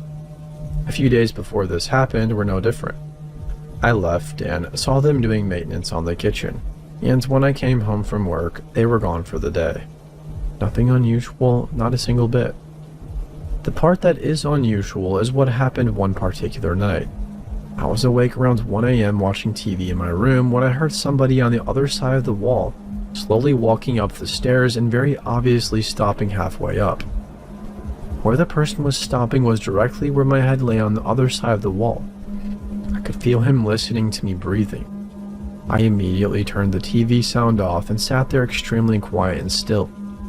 I heard nothing for a few minutes, and then after what felt like an absolute eternity, I heard the person start walking the rest of the stairs to the second floor. My survival instinct kicked in instantly. It was very obvious that somebody was on the other side of that wall listening to me. I also knew that it was only a few days before this happened that I saw the maintenance redoing that apartment's kitchen. I knew that there was no way somebody already moved in that fast. I obviously couldn't see if there was movement in there from the window, but I had a good angle to see if anybody walked out. I sat there for about 15 minutes just staring outside to see if I saw anything at all. Nothing. I went back into my room and lay down in bed again. I didn't play the TV, just sat there waiting to hear something again. I was messing around on my phone for about 20 minutes in silence until I heard movement of the stairs again. This time though, the movement didn't start from the top or the bottom. The movement started in the middle of the staircase, meaning that the entire time I was sitting there in silence, this person was just on the other side of the wall listening to my every move. This terrified me, so I called the police. I gave them all the information of what was going on, and they informed me somebody would be out very soon. I went back to one room and watched out the window again.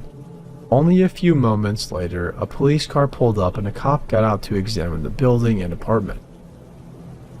He was looking around and shining his light in the windows. I heard him knock on the door and, shortly after, could hear him talking to somebody but couldn't make out what they were saying. I was totally puzzled by this. The officer walked over to my door and knocked. I went downstairs and he informed me very nicely that somebody just moved in there. I laughed and was completely embarrassed. I even said to the cop that it was a heck of a way to meet your new neighbor. I felt embarrassed, but more importantly, felt very relieved about the entire situation. I brushed off the whole thing as just being late and my mind playing massive tricks on me.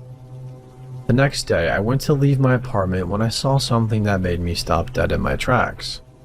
I went outside and only took a few steps towards my car when I saw maintenance over there carrying out the old refrigerator. I was puzzled. I walked over to the apartment and I looked in the door that was wide open. The kitchen was still being worked on and not a single piece of furniture could be seen. I was legitimately speechless. I walked over to a maintenance man and said, "Didn't somebody move in here?" And he informed me no, and that the apartment wouldn't be ready for showings until at least 3 weeks. I ran back upstairs into my apartment and called my landlord. I asked her if somebody was staying there and she said absolutely not. I told her about what I experienced the night before and she was floored. She told me that they would change that apartment's locks immediately. She also suggested that I call the non-emergency line to the police department and inform them that nobody lives there. I did just that, and they asked me to come down to the station. I told them all the information in detail of what happened. They were able to quickly figure out what officer came out to check out the situation, so he could help identify the person who answered the door. The officer described the man in detail, and I confirmed that I have never seen him around the apartments before. There was a search around town for a few weeks, until the whole thing just sort of fizzled out, and I stopped hearing about it and started seeing fewer and fewer patrol cars randomly in the parking lot. After that night, I never heard anything in that apartment. Around a month later, an older couple moved in and they were very nice. When I saw the moving van pull up, I went to introduce myself to them, but to be completely honest, the only reason I went out there was to see if any of them matched the description of who the cops saw. Not even close. I'm certain that the person who was in that apartment got away with it. I had an extremely hard time sleeping the following weeks after that happened to me. I actually ended up moving my bed into the smaller second bedroom because it bothered me so much.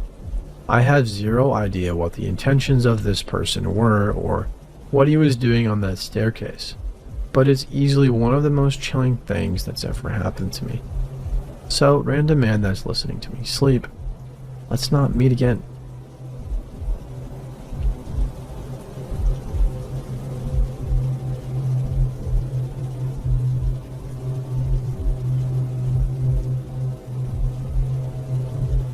I'll start out by saying that I'm not a writer by any means. I suck at it, but I will try my best. For a bit of backstory, my mom was dating an abusive prick at this time. We'll call him Ian. Because of Ian and the crazy fights they had gotten into, we couldn't lock up my house at all. He had kicked in both the front and back door to the house, and they were never fixed. My mother and Ian were at the bar all day, every day. I told you this so you know why the house wasn't locked up and where my parents were when this happened. This incident occurred when I was around 12 years old and my little brother was around 10. I was a pretty smart girl at this age, and my brother was sick all the time, so he was very tiny and frail.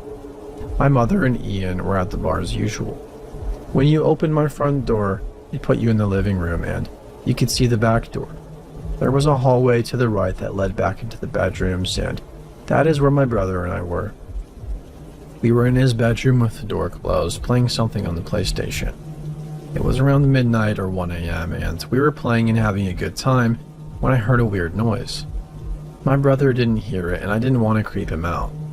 I told him that I wanted to get a drink and told him to stay in the room and I would bring him something. To get to my kitchen, you would have to walk down the hallway in front of both the front and back doors because it was behind the living room. Kept hearing strange noises, so before I left out of my brother's room, I told him to get into the closet and work on our fort so that it would be ready when I was done getting our drinks and a snack. I raised my little brother for the most part and took care of him. I had a terrible feeling, a sense of dread. I could tell something wasn't right, and this was a way to get my brother to hide without scaring him. He frightened easily and had really bad asthma attacks, and at this time we had no inhaler or his breathing treatment machine for him. Good going, Ma. I knew if he started having an asthma attack on top of being scared, it wouldn't be pretty.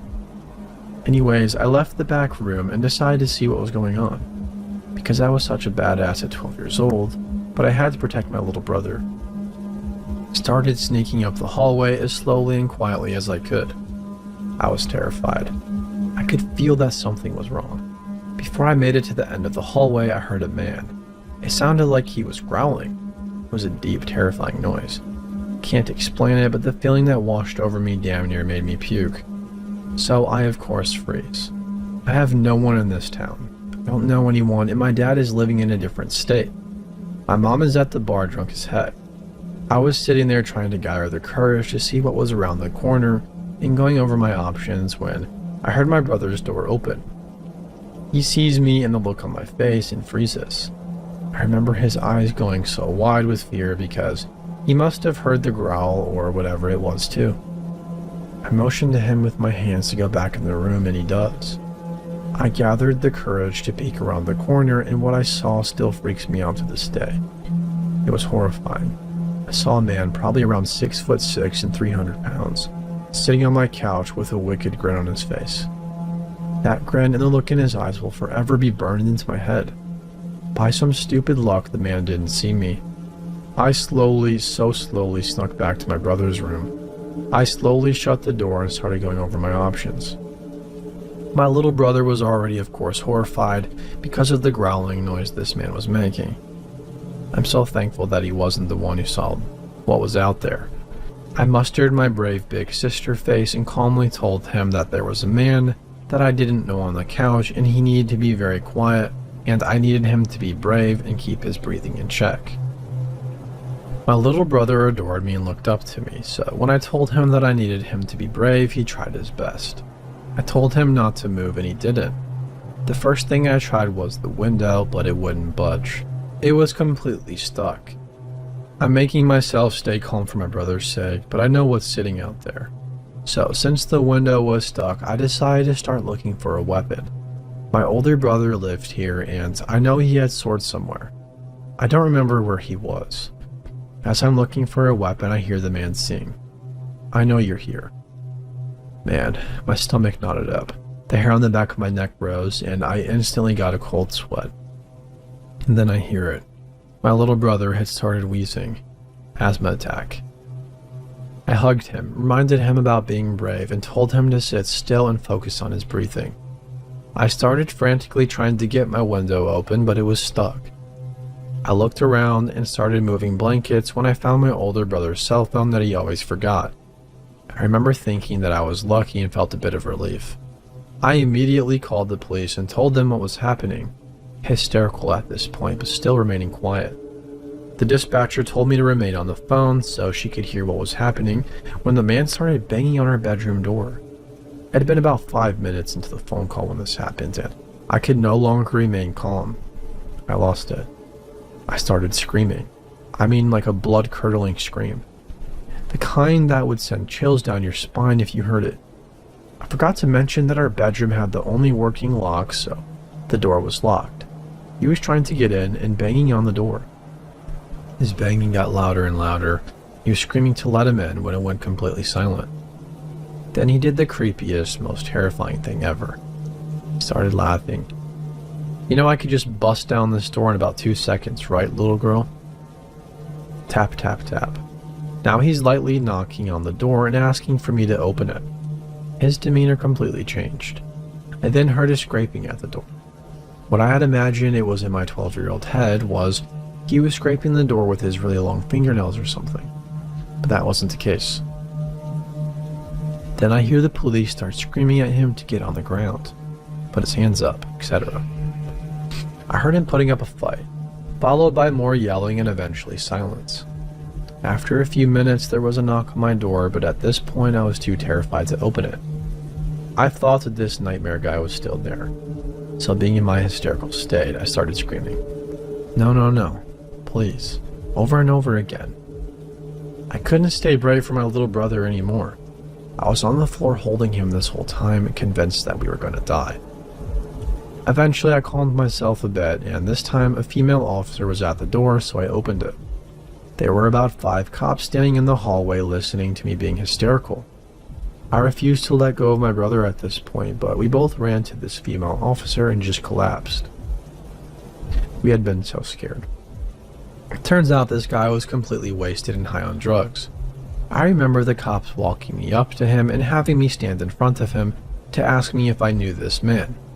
I didn't, but I'll never forget standing in front of this huge man, looking into his brown eyes that were completely bloodshot and filled with hatred. I'll never forget that growling noise that he was making, or the look of pure horror in my little brother's eyes. My parents were called and investigated for leaving us alone like that and for the doors being like that. My mom is a different person now. She doesn't drink and is now married to a cop. She has completely changed. I remember asking her about it later on, and she told me something that I didn't know. The man had a huge knife, so that's what he was scraping the door with. And he also had some rope, tape, and a tarp. I still don't know how he didn't get to us, or why he didn't just bust down the door to get us. It would have taken one half-ass kick from him to kick down the door. It was super thin. It creeps me out still, and I have had nightmares from it. My husband doesn't understand why I get so furious with him when he leaves the door unlocked at night. I work 3rd shift, so I'll come home and the door will be unlocked. It's infuriating because I then have to go through every room in the house and check the closets and the other places that a person could hide. I have 2 kids and they will never ever go through what I did. Sorry for my shitty writing style, but I wanted to tell my story after lurking here for so long.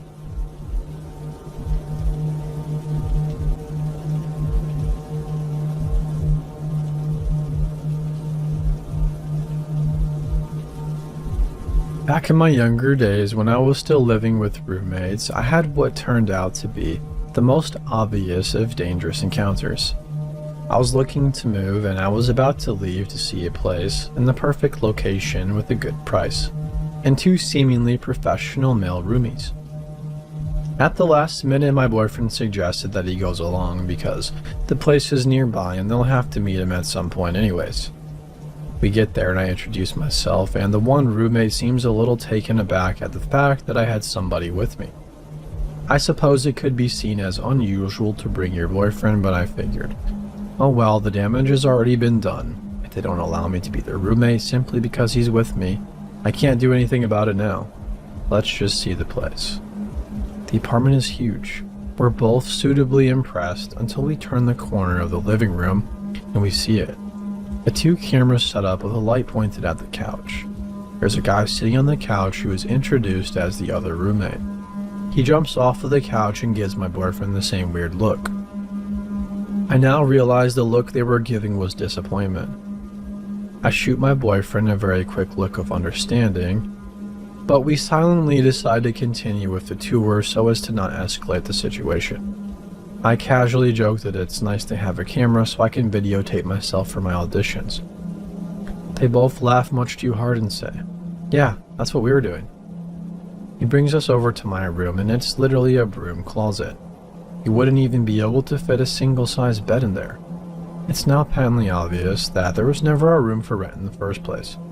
I take this opportunity to get out there by saying, "Oh, that's too bad. I have a queen bed and I won't be able to fit." "Okay, well, thanks for your time." We get out to the street and walk around the corner without saying a word. When we finally look at each other, it's in this stunned silence.